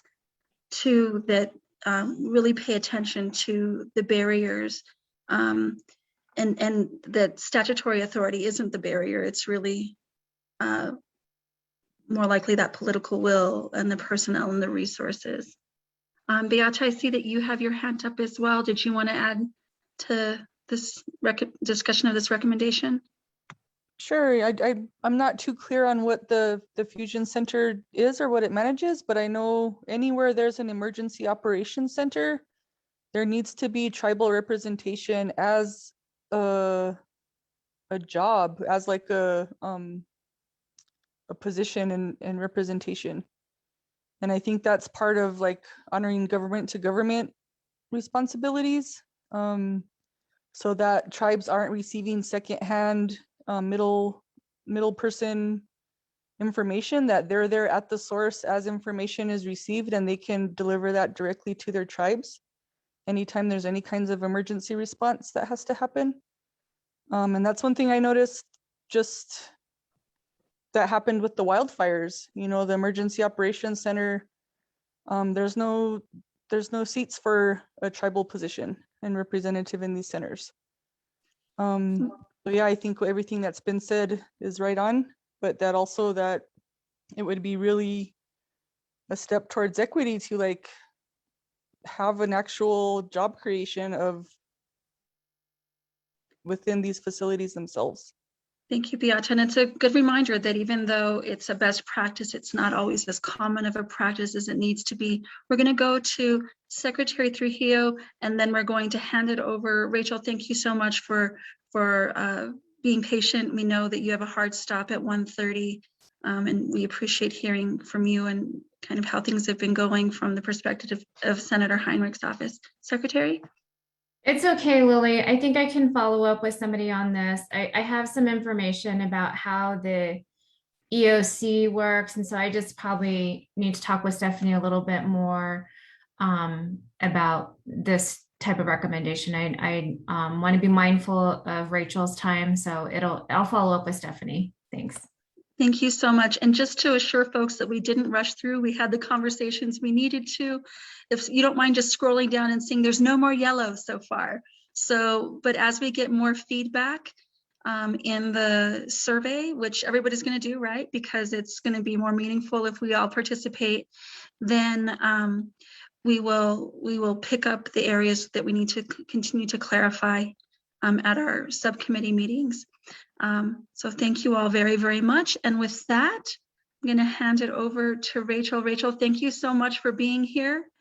And the floor is yours. Great, thank you. I'm going to try to share my screen really quickly. Let's see. Is everybody seeing this? Yes, thank you. Great. Well, thank you all so much for inviting us to join us today. I do apologize. I'm going to have to make it quite brief because I have another engagement, like you said, at 1:30. But I just wanted to give everyone a quick update on this executive order that the president signed over the past week on November 15th. This was, you know, during or around the same time as the tribal summit that happened this past week. And he signed this executive order titled on improving public safety and criminal justice for Native Americans and addressing the crisis of missing or murdered Indigenous people. So it's lots of words. I do apologize. This comes from basically directly from the executive order and trying to kind of bring it down into a few bullet points. It's all available on the White House website. So if anyone wants to take a look at it, you're more than welcome.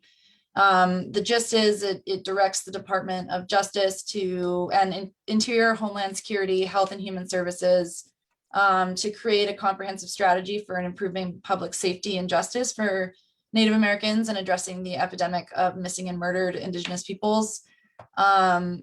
It sets out a plan to address unsolved cases. It calls for increased coordination among the Department of Justice, Interior, Health and Human Services, and Homeland Security, specifically with human trafficking.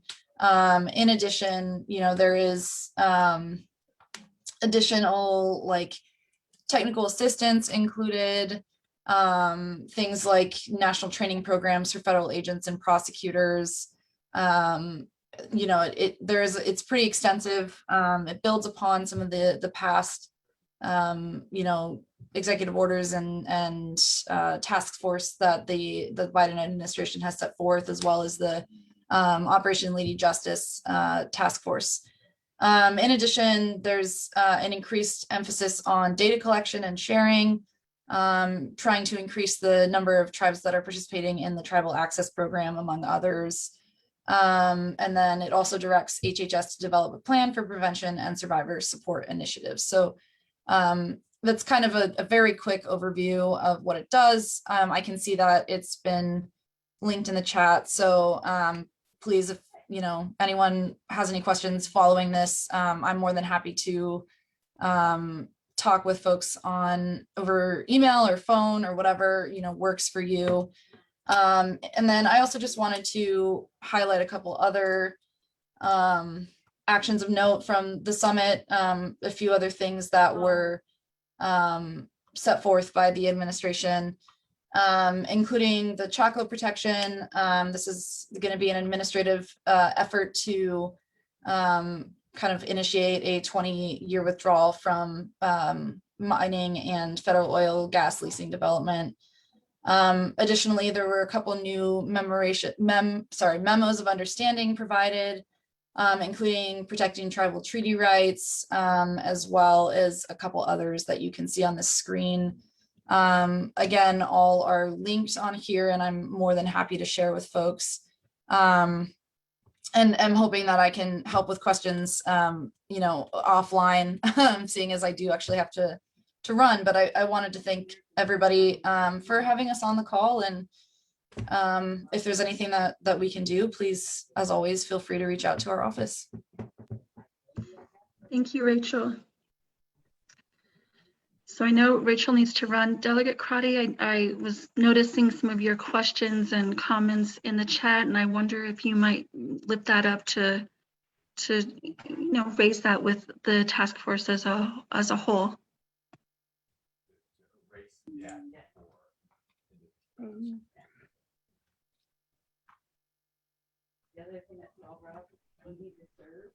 So Delegate Crotty, there we go.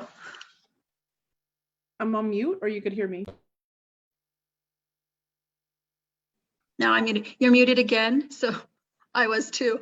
So if you want to hit your unmute button again, technology's playing with us. I'm on mute. I can hear you now. Oh, you can? Yes.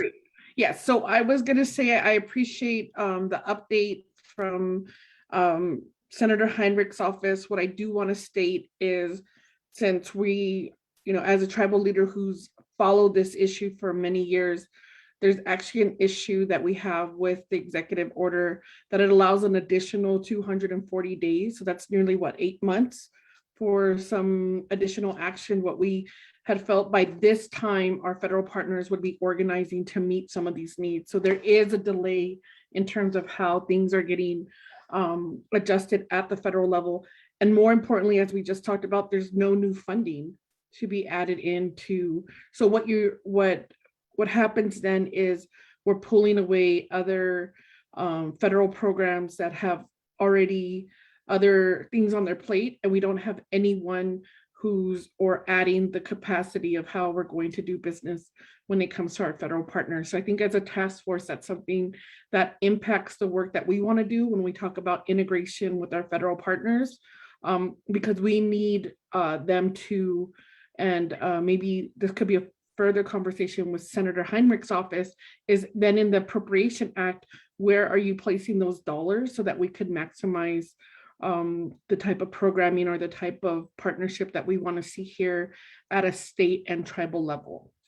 And there was actually some really great recommendations from a collaboration of some of our Native nations, and I'll dig that up and provide that to the group so you could see through those discussions what were recommended and then what's kind of being filtered through the federal process. You know, we know that there's a lot of compromise that needs to take place, but I think something and what's valuable in the discussion and talking with others who've been on the Indian Advisory Council is we have representatives who are saying, well, how much money should we allocate? Like, how much money do we need to allocate for victim services, or at what point is enough? And I think those are some of the things that we need to push back, and especially when it comes to funding. So if you look at any of these things that are being pulled together, you'll see that there's hardly any federal dollars that have been allocated when they talk about these tribal these response teams. I know Navajo Nation, it looks like we had to pull together a consultant to help us develop that, rather than it should be like our federal partners who are like having these discussions and pulling that information together. So there's additional recommendations that we wanted to see that are not included in Savannah's Act, not included in Invisible No More Act, and not included in this executive order. So thank you. Thank you so much. And so we'll make sure, as you share those resources and point us in the right direction, to include that in the minutes and to also get those uploaded onto, our website or where we're sharing all of the information. Thank you for that. Anybody else have comments or questions? I know that Rachel needed to leave, but we can always take notes and circle back with the Senator's office.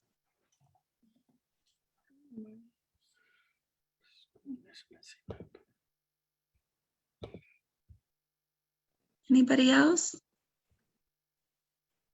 I know for me, when I'm digesting a lot of important information quickly, it takes me a minute, so don't be shy about that. But if you have additional ideas or suggestions or concerns, and you want to be in communication with our federal delegation around that, by all means, if you can share those with Stephanie, and we can make sure that there's opportunities and future agendas to address that, and information sharing in between. Stephanie? Thank you, Lily, and thank you, Delegate Crotty, for kind of educating our group on some of the history behind this executive order and the requests of the Native Nations. I think, as I was watching the Tribal Summit, I was really thinking about how our task force can make the connection between all of the federal recommendations that we've kind of compiled through our work and package that for our federal delegation and all of our other contacts within the Department of Interior. So, I think that's something that I've kind of been thinking about, kind of reflecting on the summit this week, that we're in a unique position as a state task force to communicate some of those concerns. And I'm just trying to think about the best way to do that. And so if there are thoughts on, if it's a matter of pulling all of our federal recommendations into a separate document, adding on to that, and then having some consensus on that document and sending it off, I think, something along those lines is really where my thinking was kind of going towards. But if there are other thoughts on that, I'd really be curious and interested to hear from our task force.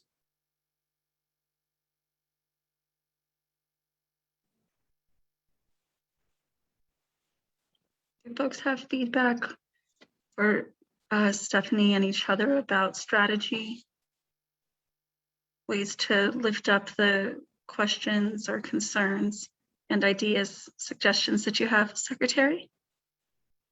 Yeah, I just want to echo that. I think we have a unique opportunity. So not only the incredible work that has gone into place and is taking place in relation to state response, but there's so much work and great ideas in relation to the federal response. And I think that there is momentum. We have, this task force has the opportunity to package that and convey that to not only the congressional delegation, but other federal partners that were charged to move this forward. And And I think Stephanie, maybe a great idea is if we can start to gather those.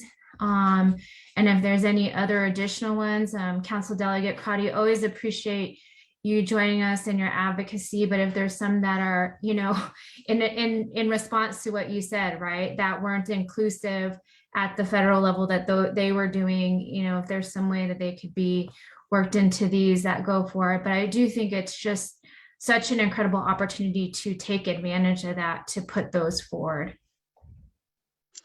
Secretary and Stephanie, can one of you or both of you say a little bit more about what that window of opportunity is, and kind of how quickly do folks need to come together to develop a consensus document of federal recommendations in order to have impact?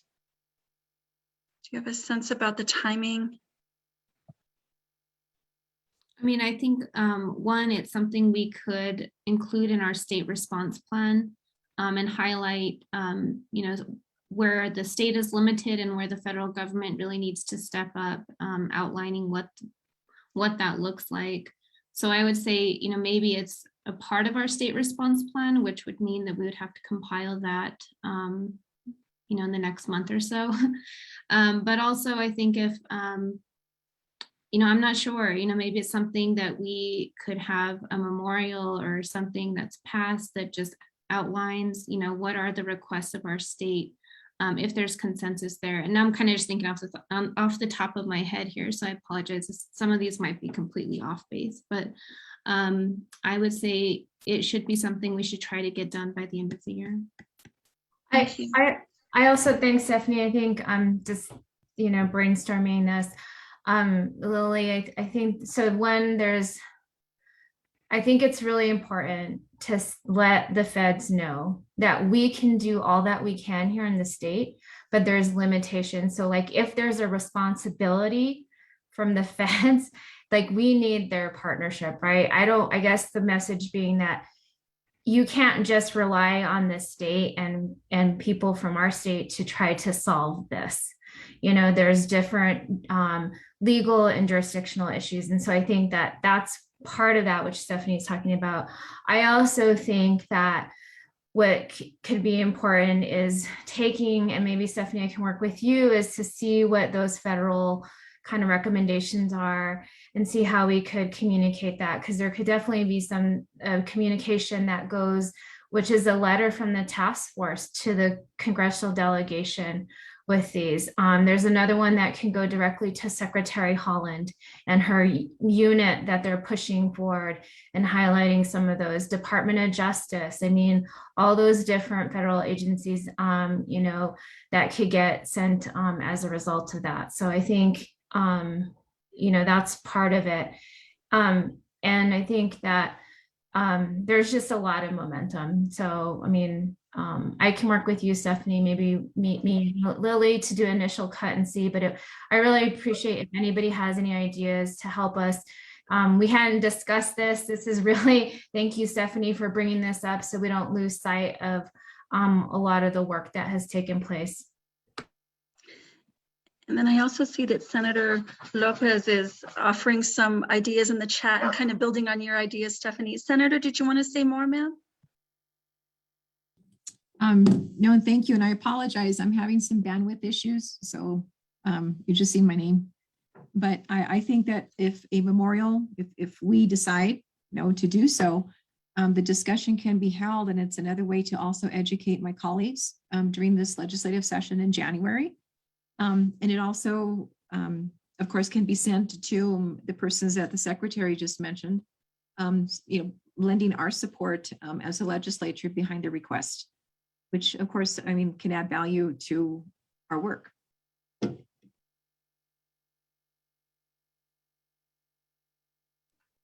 Awesome. Thank you so much.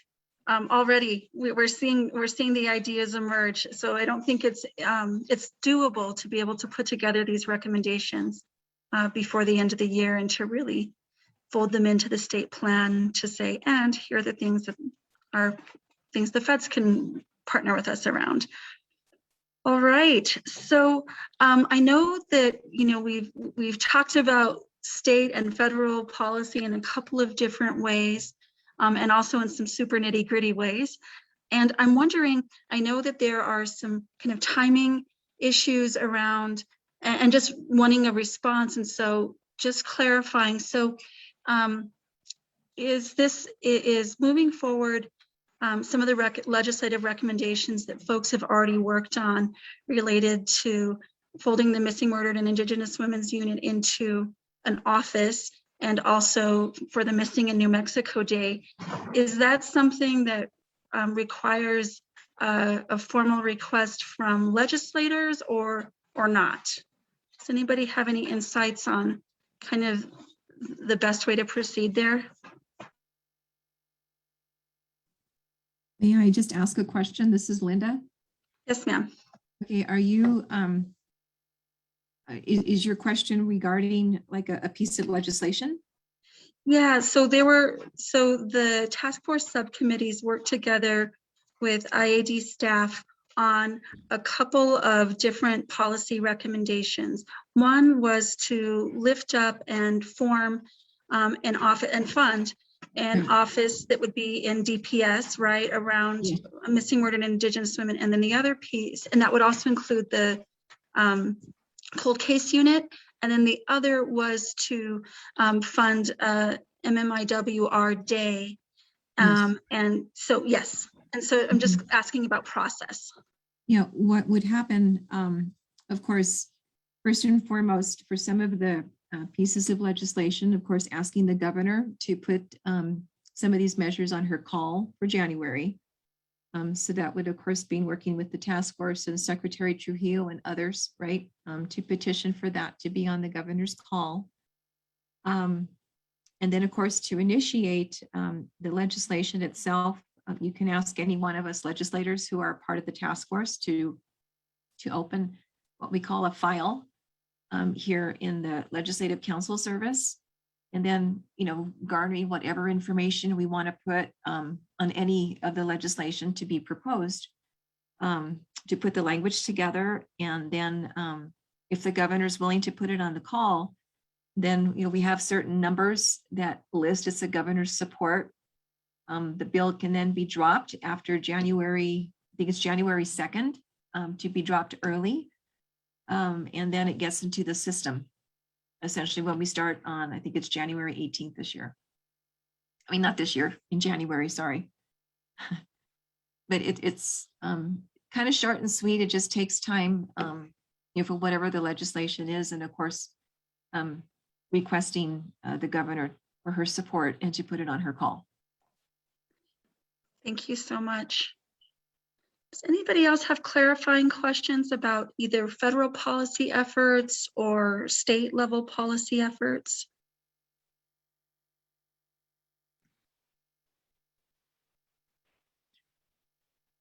Lily, just I think if it's okay, I just wanted to provide an update because during the legislative update, I failed to address the legislation that we're working on. So just to update the group, the Indian Affairs Department did receive a couple of clarifying questions from the governor's office, which we responded to.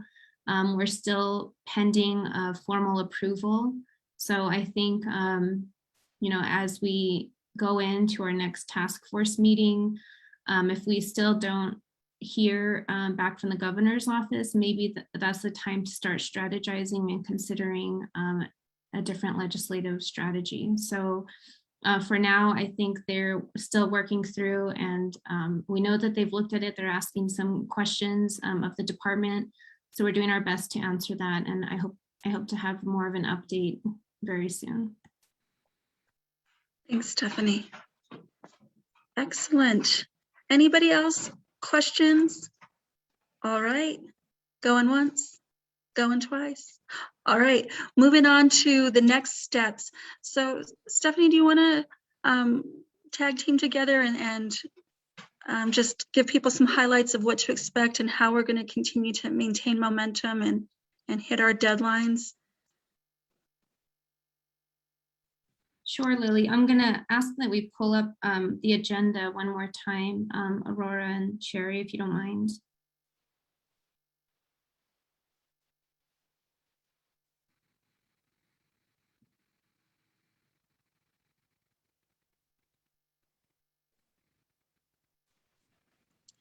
As the specific dates are coming up, just a couple of broad strokes. Again, we want people's feedback by November 30th, and we're not trying to pressure folks right around the holidays, knowing that people have a lot going on, but we are wanting to make sure that we're moving forward with, in a good way, with a strong consensus. And if there are areas where we don't have consensus, that we have time for people to identify those concerns, and then time for subcommittees to work through those concerns to strengthen recommendations. And that way we can pull together a draft and have that to folks to review well in advance of our December meeting. So that way, again, if we need to get into dialogue and deliberations in a deeper way, that we can structure the agenda so that way we don't short a meaningful conversation and decision making. All right, I'm handing it back to you, Stephanie. Okay, thank you, Aurora and Sherry, for pulling it up. So some of our next steps, I think we touched on this a little bit earlier, but as we've been discussing today, we will give everyone until November 30th to complete the survey. So if you haven't had a chance to do that yet, or after today's discussion, if you've changed your position on some of those questions, please complete that survey. And we'll resend the survey link and all the information later today so that folks have that. As we said, we have 3 subcommittees during the month of December. The community impact and systems is tentative right now, but once we confirm that with the chairs, we'll send out the meeting invitations. We have our full task force meeting again on December 14th from 11 to 2. And at this meeting, we already said that we want to invite the New Mexico Attorney General's office to present. I think at this time, we can also invite the district attorney's office to present their proposal and also present on the MOU and where we're at with the MOU at that point. And at this point, I think we can also talk about the MMIWR legislation. And what we wanted to do at this final task force meeting is to have a very focused presentation on how to advocate during the upcoming legislative session, where to find the committee hearings, the calendars. So it'll be a really, I think, forward thinking type of meeting where we're preparing for January and the upcoming session. During the month of December, we will be completing the drafting of the state response plan, and we'll try to get an initial draft to the task force by December 16th. So during the month of December, between December 16th and January 11th, task force members will have about a month to sit with the draft state response plan and really think about feedback and what you agree with, what you don't agree with. And I think any of those edits will be addressed during the January 11th task force meeting. So that's kind of a snapshot of what to expect in the coming weeks. We have a number of meetings, but I just want to say thank you to everyone who's been showing up. I know for some folks it's been a little bit challenging, and you've reached out to me directly, so I'm happy to get on a call and get you up to speed if there's anything that you need clarification on.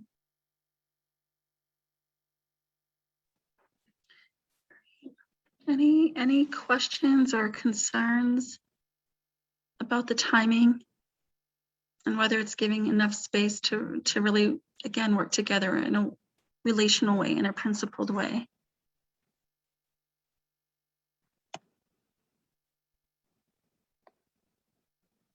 All right. So Jose, I feel a little bit badly putting you on the spot, but not terribly badly because you always offer such beautiful prayers. I wonder, would you be willing to offer a closing prayer for the task force? I would be honored to do this for our families and our loved ones. Thank you. Just tell me when you're ready. We are ready. Thank you.